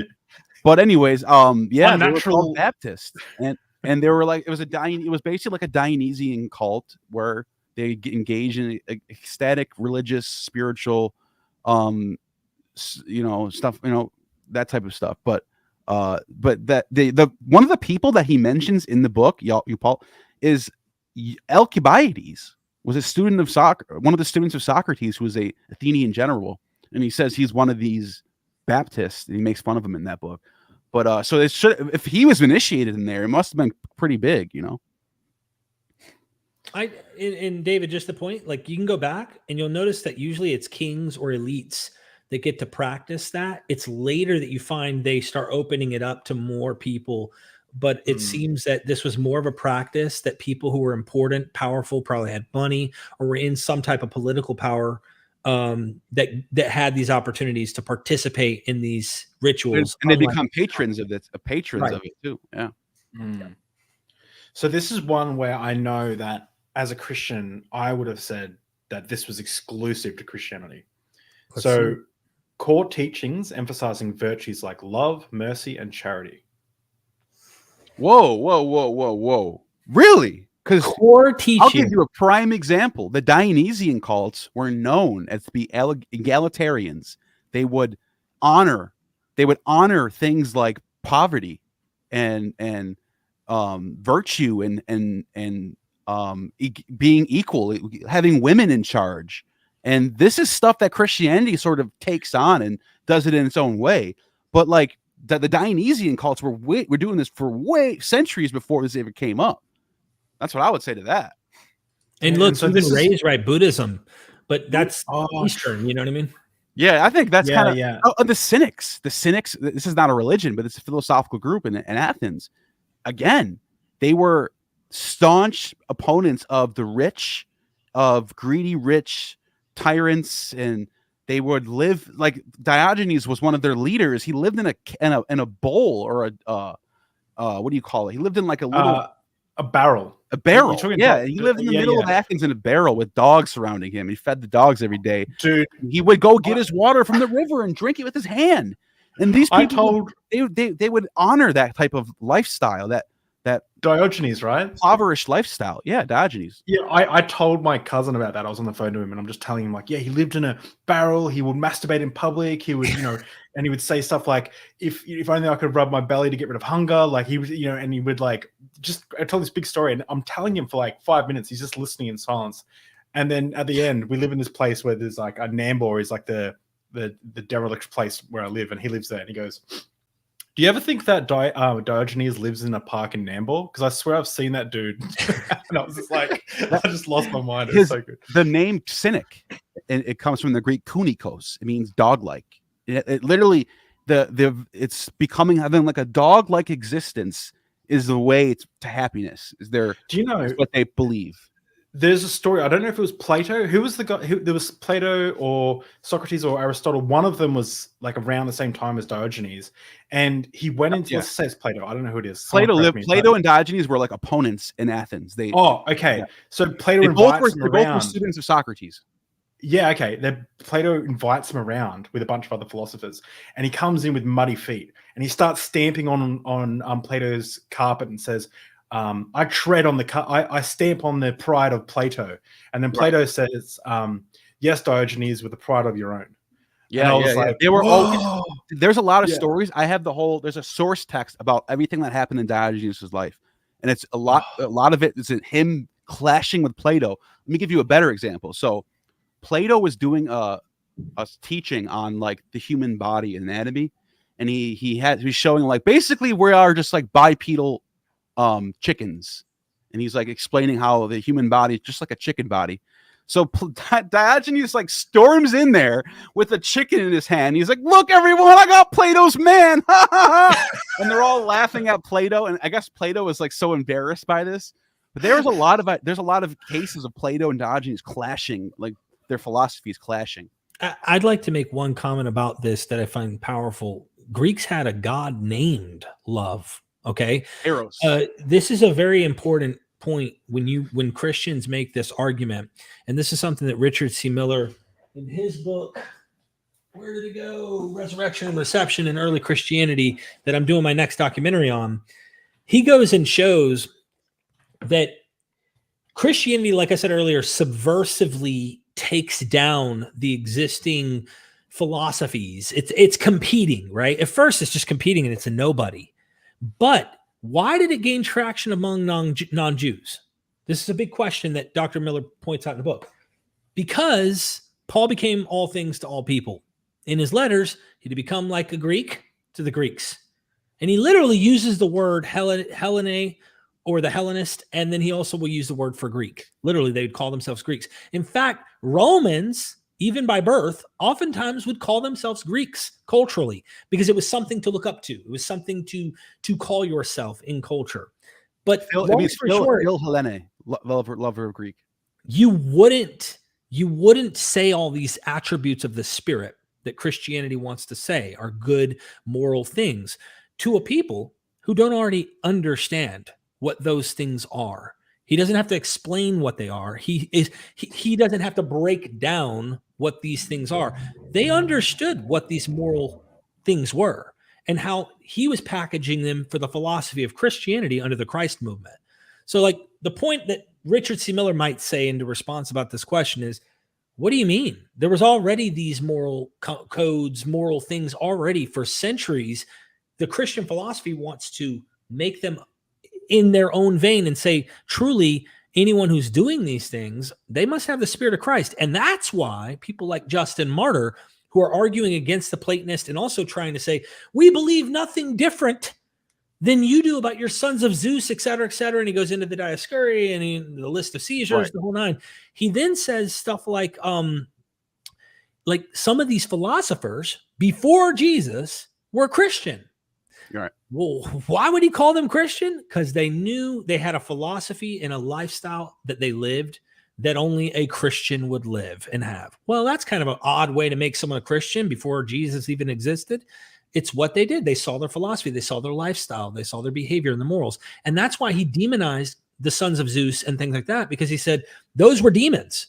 Christianity is true, not necessarily in some literal historical, this actually happened sense, but this is the true philosophy over against your false ones, because your god Zeus raped women. So he would degrade these other stories by saying, hey, just like Plato, just like these guys would say, Zeus raped people? Huh, we can't believe that shit. I mean, so they're just carrying on a tradition that's already been around. And you could point to all these ancient myths where Eros would come along and take his arrow and hit somebody, and that they would fall in love with somebody who's in trouble. Like Jason, for example, is in trouble in the Argonautica, or Odysseus is in trouble in Homer. And sometimes Eros would hit one of these gods like Athena or Medea, and then that character would come in and save the hero. So it's like love comes and saves the day. And then you also have with Orpheus and Eurydice. Eurydice dies and goes to Hades, but it's that love for Eurydice that brings her back up. Like, and the idea behind it is like, when you're dead, you're gone, but the people who love you are the ones that carry on your life and keep you eternally alive while you're gone. That's a powerful concept. You made me think of the strange ending of Heracles, where his wife is being, or attempted rape by the centaur across the river. And then as he's dying, he says, take some of my semen and blood and put it in this vial. And later on, when Heracles falls in love and is attracted with another woman, put this on his coat or put this on his skin somehow. And she thinks it's really going to convince him not to be in love with her anymore, and he's just going to be focused on his wife. It was a trick, a ploy by the centaur, who was pissed during his journeys on the labors. But it's like a reversal of the arrow in a way that ends up getting him killed. But anyway. Interesting. It's funny that we're talking about grape because with the gods, because I've heard a lot of edgy atheists say that the Holy Spirit raped or God raped Mary because she didn't consent to having, she was just told, you're going to have a child in you. It's going to be the son of man or whatever. And it's like, it's like this story of like, of gods sleeping with humans is so common. Right? Yeah. A lot of times the actual language would be like Zeus ravished such and such. And like, it doesn't even try to hide it. It's like Zeus just did it. Yeah. Yeah. Well, I'll use that word. Did you see that? Look, Francesca in her book brings it up. El, the very name of God from the Bible, El has sex with two goddesses on a beach and I think takes advantage of them. Look, even if you didn't want to say it was rape, Here are these two goddesses on this beach, walking up on the shoreline, okay? He whips his dick out that goes to the heavens. This is exactly how, and he starts to masturbate in front of them. And the way that Francesca explained it, she's like, I don't know if they were like, oh, wow, look at his penis. Yeah, you can give us baby. Or if he just takes advantage of them. But he does, and they get pregnant. Elle also opens the womb of Rachel, opens the womb. And the way that the perception of the author, who's probably a guy, is going, and she was glad to have that child, and like you kind of never loved it. Yeah. But for me, David, this is how I look at it. For Mary, for Rachel, for Samson's wife. Persephone's, it's literally called the rape of Persephone from Pluto. And there's no the language is clear, I'm just saying, like, I don't know if it's rape from the biblical perspective. Oh, sure. It's a story to me either way. Right. It's inventive storytelling. And I don't know about the rape part of that pertaining to the Bible, but I can say the closest to rape in the biblical text that I'm aware of off the top of my head from God impregnating, or a God, a divine figure, angel of the Lord impregnating a female, is in the Samson narrative in Judges 13. In Judges 13, just did this. The angel of the Lord meets the mother of Samson in a field. And I'm not the one who made this up. It was Yair Zokovich by Seth L. Sanders who referred it, who said, look at the Deuteronomy passage where it talks about if a woman is in a field and a man approaches her and she's not guilty. So it's the only little scapegoat situation of a sexual act. What about David and Bathsheba? That doesn't seem like does she fall in love with him back? I don't know if she does. Davis is of the opinion that if this is historical or has a historical, she would have had no say in the matter either way. That's what I'm saying. Like she's already married to a Hittite, but when you do the parallels, like Judah and Tamar, like I did to David and Bathsheba, and you see David's daughter also is named Tamar, there's an interesting parallel that in both scenarios, they fall for foreign women, and the foreign women are seductive. So you got to ask yourself, like, look at how Tamar in Genesis 38 dresses up like a temple prostitute and tricks Judah into having sex with her. Then she gets pregnant. Then he's like, and they're like, your daughter-in-law is pregnant. Burn her alive. And then she's like, hey, burn me alive. Whoever signet and staff this is, you may want to give it back. Oh, shit. And then he's like, you're more righteous than I am. Yeah, asshole. You wanted to burn me alive, but you're the one who got me pregnant. And like, that's a wild story. It's such a myth. It's a story. It's great storytelling, but it's a story. And one last thing on that. It's like the way these stories are written, when you read a history, I don't know, Polybius, Xenophon, whatever, it's written in a way where in the 5th year of the reign of this king, here's what happened. It's very, very rigid. It's not these stories of Tamar and Judah and Abraham. They're flowing like they're myths. They're not. It's not a history. Yeah. You're not reading a history book. You're reading a story. Yeah. I remember raising an eyebrow when I was like 5 and reading like my children's version. Who's documenting all this stuff? Who is there to write this down and what? That's not how it works. And it was like, and Noah was 350 years old, and I was like, and then Noah thought to himself, it's like jizz and dust. Yeah, it's like, and then Abraham thought to himself, like, who knows this? Like, exactly, stuff like that. So we're up to 11 of 16, and we've got some super chats as well. So let's try and I'm happy to do this all day, but like I know you guys, it's probably late. Acknowledgement of divine interventions of miracles in the world. Acknowledgement. Oh, I'll give you one off the top of the bat. With Vespasian. Vespasian's a big one because it says in the text from Tacitus, we have multiple sources, and I wouldn't lie about this. It was documented by many people that he went to the temple of Serapis, and a lame person walked up to him, and he healed him, and he touched him. And then another person walked up to him, and he spit on his hand and put it into his eyes, and he could see again. And it's like, whoa, this is not a mythology. This is a historical text. Yeah. And he's claiming that it actually happened. You didn't know that he literally heals a blind man by spitting in his hand and putting it in his eyes, and then also heals a withered man's hand by stepping on it. Vespasian does this in the temple of Serapis. When? Well, the text is written in the early second century, around 120, but the text is taking the story is taking place in the 70s or 60s. I thought it was the 70s, but Vespasian is it's before he comes back, so it must have been 69 actually. 69 AD or 69 BC? AD. Yeah, right. It had to have been that year because I can't believe you didn't hear that one before. Yeah, that's a big one. Then you have like Caesar, the stuff with There's Caesar. several accounts. It's not just Tacitus that mentions this. By the way. Yeah. Suetonius, I think, mentions Suetonius it. mentions it. I think Pliny brings it up. Like Pliny does bring it up. Yeah. Jesus-like. Pliny has a whole section on miracles, and that's one of them. He also talks about like Caesar's rising, the divine Caesar rising from his grave when he died. Yeah, there's a bunch of sources on that too.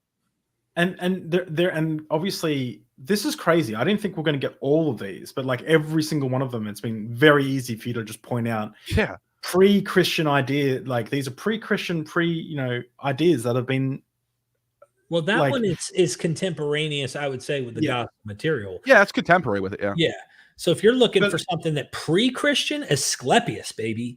I mean, we're talking centuries before Jesus. He was healing the blind, and it says he was a man too. It doesn't say it says he was immortal. He was made into a god later in the story, but he was a man who had I think he was demigod. Yeah, he was demigod. His father was Apollo. Apollo, yeah. He was born from Apollo and a mortal woman, right? So Zeus killed him. Zeus killed him because he brought someone back from the dead, according to what I read. So he brings this mortal back from the dead that he's not supposed to do because he has healing powers.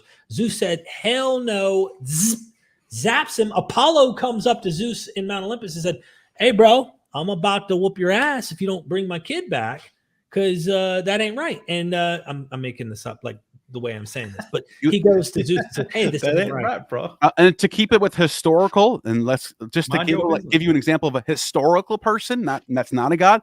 The story of Pythagoras says that his music had the ability to make the animals and come around him, and he can talk to animals like Dr. Dolittle.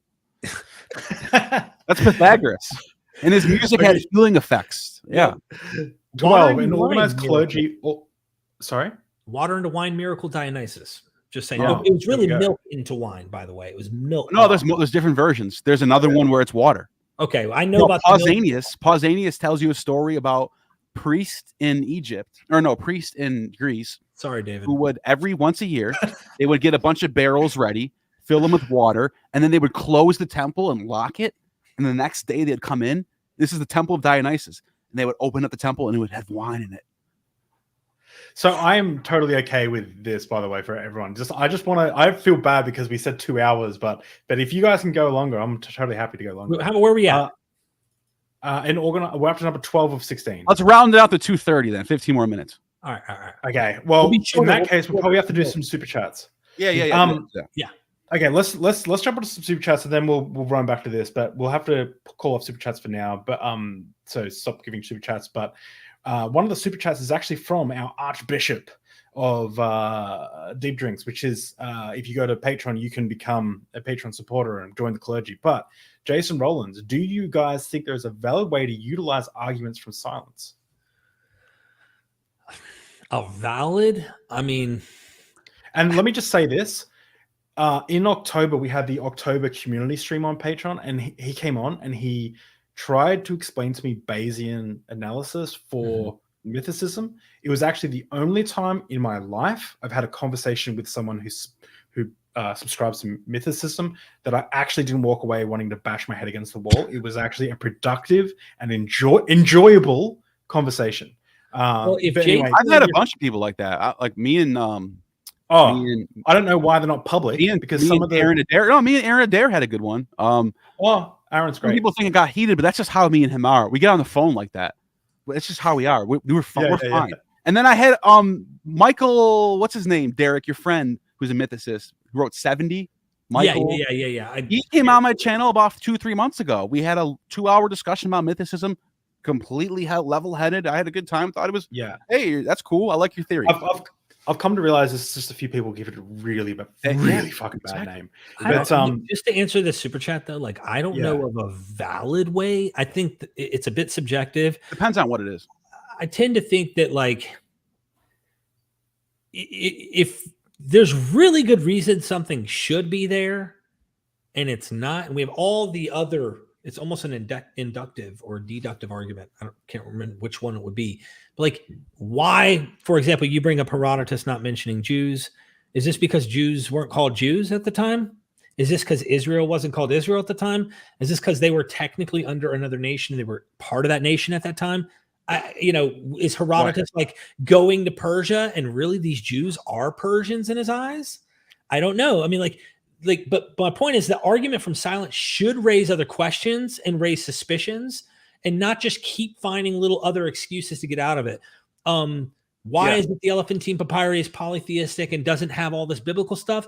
Well, one could say, seems like an argument from silence. It's lacking all this material of what we would say is biblical material. Yet people will go, well, they went there because they were exiting the Babylonian captivity. So that's not a good argument. Well, if we had evidence contrary to that at the time that we know of, what ends up happening is people go, these prophets are much older. Jeremiah, Isaiah, etc. And so they use this internal arguments of historiography to try and date stuff. And then they mention, well, this prophet that we think existed in the 6th, 7th century BCE or 8th century BCE with Hosea, he knows about this other material. So they try to use almost like it's almost a circular argument, using an argument here. It's almost circular because that's assuming that author wrote that at that time, or that's not a pseudepigraphy or a forged letter in the name of that prophet that's writing about events that they may have sources about. We don't know. If I knew for a fact the letter I have of Hosea was 5th century, I'm done. There ain't no Hellenistic for Hosea. There's no reason to even make the case. Right. Because this material comes so much later, and we have evidence of Jews writing stories like the book of Daniel, claiming to be from the 6th century, and we know that it's 2nd century BCE, and then these other scholars who disagree with other scholars, like Gamirkin, like Philip Wagenbaum, and other people who say, and Thomas L. Thompson, the list can go on, Niels Peter Lemke, you name it. They're looking at these authors, these supposed prophets, and they're saying, actually, this might be pseudepigraphy. They see stuff that looks later in it than when they supposedly wrote it. Are they writing this stuff later, backdating it, assuming that these are all questions, and it's all circular argument to me, unless we have that actual text from that period, right. It's absent. Yeah, so, that's why I said I would love to see like one person from 500 BC saying, oh, and this text by Jeremiah says this. Right. That's what I mean. And it's an argument from silence, but it's like, it's not that I'm using that as an argument to say it didn't exist. It's just me wanting to find something to make it more solid. That's all. Before we started, we got a $2 super chat from AR. Thank you. A couple bucks to help them make it rain. Thank you so much. Nitty, $10. Thank you. These super chats really do make a difference. Thank you so much, guys. I really appreciate it. A holy cuckold. Thank you. Critical faculty. Just saying hello to the lovely and smart people, David, Derek, and Neil, and holy humanist. Hey there, the epic trinity. I don't care what reality is. You three make me a believer. Wink face. I love it. That's so great. And we have a question from Heng Fashi. $20 super chat. Thank you so much. Also a member. I really appreciate it. What do you guys think of Stavrakopoulos' idea that the punishment meted out by Yahweh in Genesis is logically consistent with the ancient Near East crime of eating food of the gods rather than disobeying Yahweh? That folds up theodicy, no? Hold on. Idea that punishments meted out by Yahweh in Genesis are logically consistent with ancient Near Eastern crime of eating food of the gods. So are we talking about Genesis 3 with Yahweh punishing Adam, Eve, and the serpent, and the idea that the Babylonians had a section in their gardens, for example, that certain food was literally designated for the gods? Is that what you're getting at, Hengfa, if you're still here? I'm curious. I'm trying to wrap my head around the question, because if that is the case, there are scholars that I've read, several of scholars who do think the Babylonian gardens that they had in their temples, they had sections that were only where fruits were for the gods. And slaves or people who were not elites that were higher ups were not allowed to even go in those areas, especially don't eat it. And so they think there might be correlation to the punishments that might come to them. If you think about it, all the punishments are sort of food related. Okay, I think that's what you're getting at. I would say it makes sense from what he's saying. Yeah.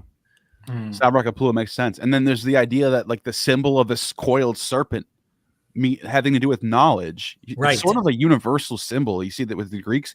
Then you get this with Ningashita and Sumer.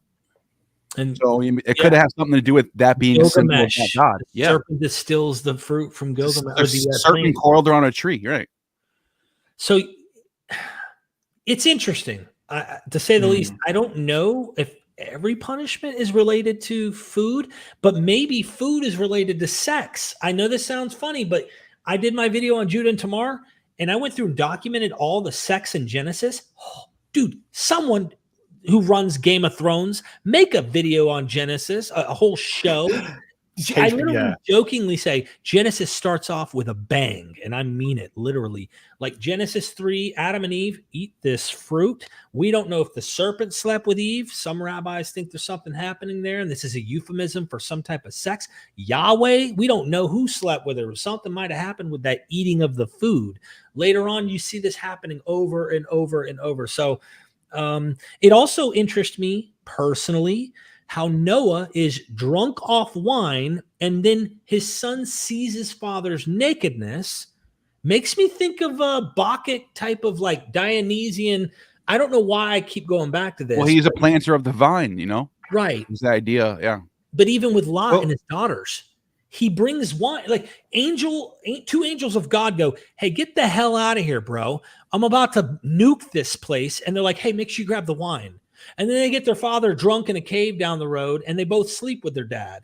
They literally see their father's nakedness, but the dad doesn't know that they slept with, or you know, it's crazy. Yeah, it gives the impression that there's something deeper meaning behind, like it meant something to the time period when it was written that would have made sense to the audience. Right. I got one last question as we wrap up, but before I do that, if you guys, you're all subscribed, I know you are, but Gnostic Informant, go check it out if you like any of this content, as well as the Myth Vision podcast as well. Like, there's an amazing video, by the way, on Myth Vision. Now, where is it, Derek? It's some guy. It's just got amazing guest. Oh, it's just some guy. Here. That video got a lot of views. I saw that. He's what is it at right now? It's huge. 130K. 132,000. Damn. Holy crap. Yeah. You know that some we recorded that. Like there was like 120 gigs per video file just for this, like way overkill for like both recorded with heavy. Oh wow. Well, that paid off. Look at you guys got the views. But you know, you guys both have amazing channels. Let's wrap this up with the last question. Now we've missed a fair few. We've missed an organized clergy, designed holy designated holy days or festivals, recognition of antagonist forces and entities opposing the divine, a mission to disseminate the faith teaching to a wider audience. So they're all things I didn't get to ask, but the one I want to ask is, and these are all things that I'm going to ask you. Do they predate Christianity? Do they predate Judaism? A central figure whose self-sacrifice or pivotal act is deemed essential for the salvation or enlightenment of followers. Dionysus. I mean, that's the obvious one with Eleusinian Mysteries, with his death being his return from Hades, and you taking part in drinking the Kaikion. Would you take part in that? So yeah, I would say so.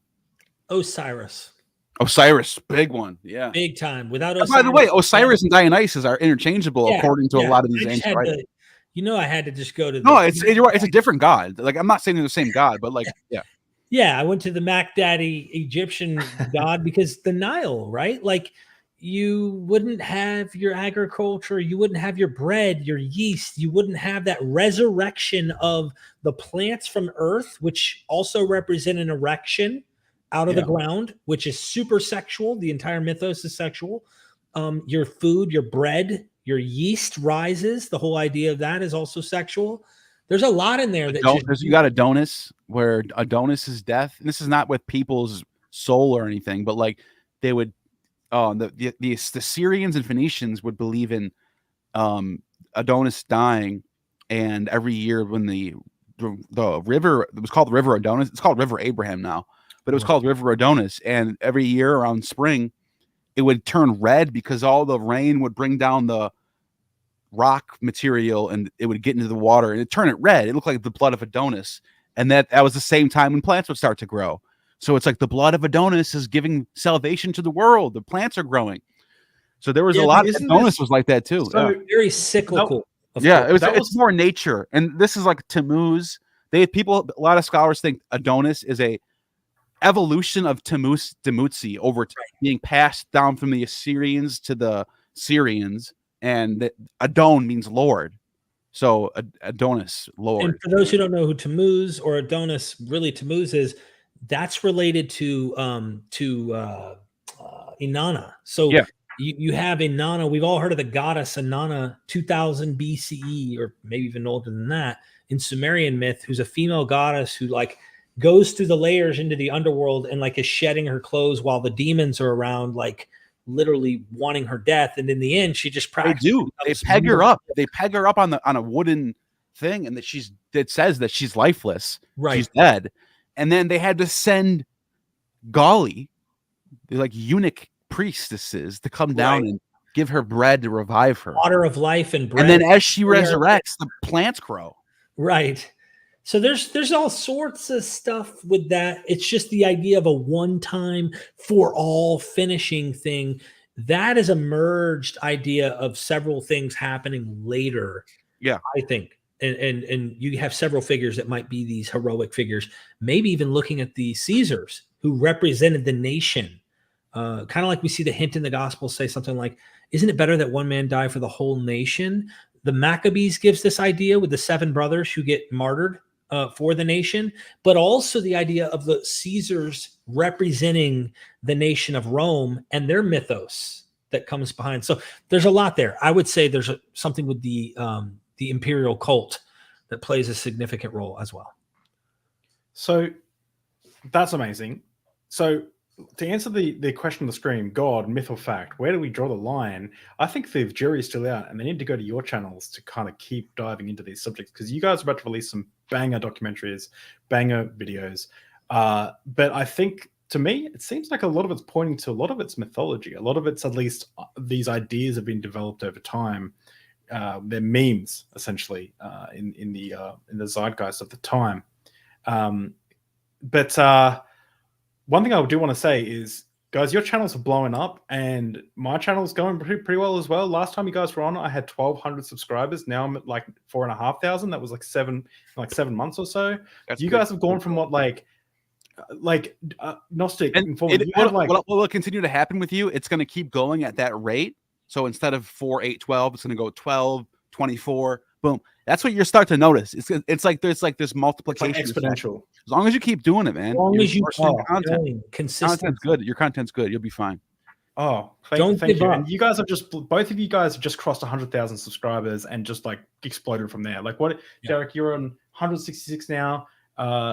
Neil, you're on 120. Is that right? Yeah.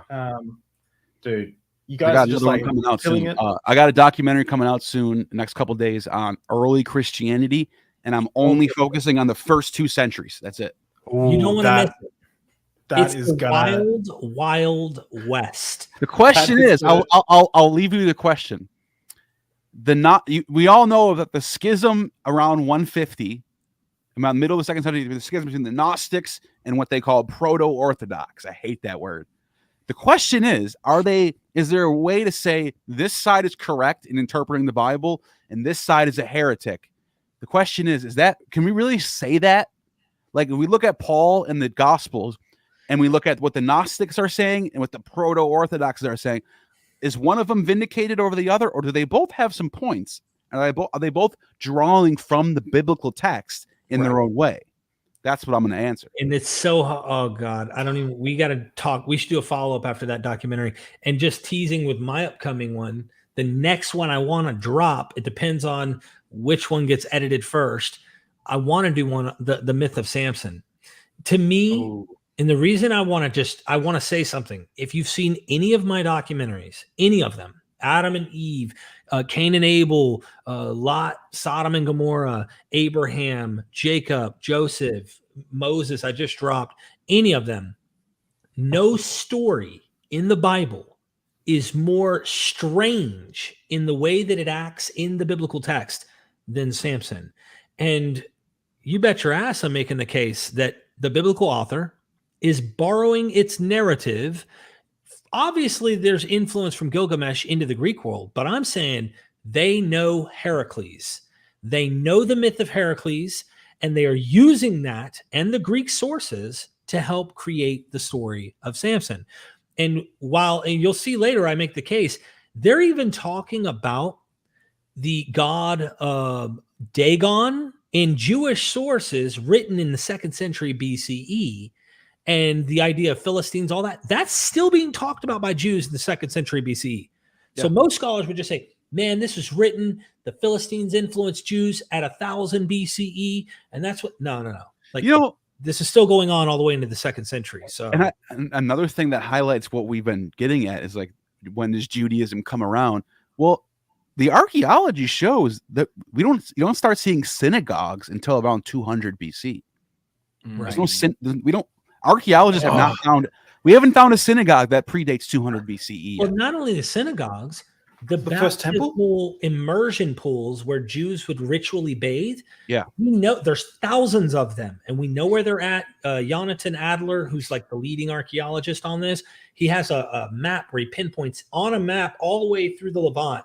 You see every dot. Mainly gets really centralized in Jerusalem, but it's still spread all the way down in Dead Sea regions. And the point is, we don't have any of those pools that date before the 2nd century into the 3rd century BCE. They started these ritual baths. They started synagogues. They started all this religious stuff. And guess what you do see before all that? You see temples, you see Asherah poles and temples of Asherah and all these other gods. You see all that stuff. So I'm just saying, the archaeology kind of goes with what we're saying a little bit. Yeah. We can guarantee you, what is it, Terminus ad quo? The guaranteed date is at least 2nd, 3rd century BCE. Yeah. And then it flourishes during the Hasmoneans. That's when Judaism is like on the map, baby. I love having you guys on because you give me so much to go Google and go read up on, because it's I said, don't take my word for it. I could have been wrong about a lot of stuff tonight. Both of you guys let me know if I am. I love the Citadel, just pouring over manuscripts. But thank you guys heaps for coming. I'm just trying. That's all. I'm just trying, dude. I'm never wrong. Just well, actually, saying that, next week we have Dr. Jennifer Bird coming up, and then and we also have Derek coming on around Christmas time again for the annual Derek Knows Everything Christmas special. Which I don't know where you nice. We should do a Saturnalia. We should do a Saturnalia stream on one of our channels. Oh yeah, Neil, you got to pull up all your. I'll hold that one. I can host that one, maybe. You should bring your sources, because you're the one who's bucking up against Michael Jones. And I had him on, because he made this weird post that Saturnalia has no influence whatsoever on the Christmas season, and I was like, "Oh my god, this guy's." Oh wait, I brought him on. I showed him 10 primary sources from ancient Roman, ancient Greek. Really? And I'm like, look, this one actually literally says they're giving presents, decorating their houses with greenery. I'm like, come on, dude.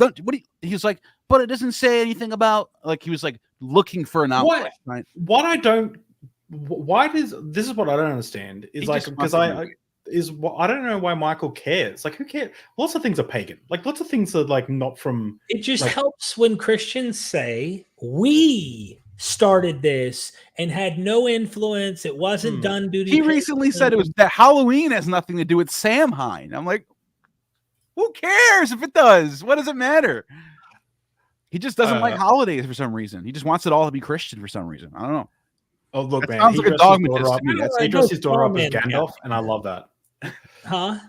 He dressed his daughter up as Gandalf, and I love that. And then a bunch of his community said that he's a wolf in sheep's clothing, and that he's got the spirit of Satan in him or whatever, because he celebrates Halloween. So oh man, See, I he feel bad gets for him in hate that from sense. both sides. I feel sorry for him because he gets hate from both sides. He's like, He's mad at he me. gets a lot. He's mad at me because I talk shit about to him on Twitter a lot, but I don't have a problem with him. I recently tweeted him and tweeted him this morning and trolled him, and he liked it. So because he says the dumbest shit ever. I can't help it. I can't help it. He says some stuff. I'm just like, dude, what are you talking about? Let's say one more thing real quick. Because he goes, he makes this post about Zoroastrianism being after Christianity. And he says, like, he goes, look, this text was written in 400 AD.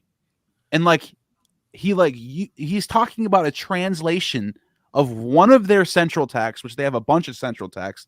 And I'm like, that was such a weird argument. Like, are you seriously trying to say Zoroastrianism comes after Christianity? And he was like, well, we don't know what. I'm like, okay. Anyways, that's like saying I'm ranting now. That's like saying Eusebius when he quotes Philo of Byblos about El. Okay. Because it comes so much later, we can't say that the El source that he's specifically talking about is actually earlier than the Judaic Christian biblical account of El. Even though Aristotle cites Sanchoniathon in one of his books from 300 BC. So like you have right then and there, you have a solid starting point. Like you already have it cited, right? So same with Zoroastrianism, cited all over the place. So just because a translation comes along later, all of a sudden the whole thing's like, whoa, like, I don't know. I'm ranting now. Yeah. But those type of posts, I can't help it. I'm like a magnet to that stuff on Twitter. When people post that dude, stuff, Twitter, I have to fucking talk shit. I'm like, something wrong with story. But no, it's Twitter, man. Like, I think there's something that I realized. I've told you guys this, right? Like, I realized, like, I was always arguing with Cameron or from Capturing Christianity. By the way, an all-powerful God doesn't need to rest on the seventh day, and like whatever else. And I got to the stage where I was downloading a meme from like a Christian, like just like a random no-name Christian, and changing it to point out holes in what I thought their theology was. But I'm so busy. I'm like, I don't have time. Why am I doing this? Why am I so angry? Like, and I was like, I actually reached out to Cameron. I reached out to Acts 27 Apologetics or whatever. I reached out to a bunch of them. And I said, hey, I've been a dick on Twitter. I'm trying to change. I'm pumping the brakes. Anyway, thanks guys for coming on. I really appreciate it. It's been awesome episodes. Thanks for all the super chats and all the people who subscribe to Patreon and subscribe to this channel. I really appreciate it. And we'll see you guys next time. Bye. Peace.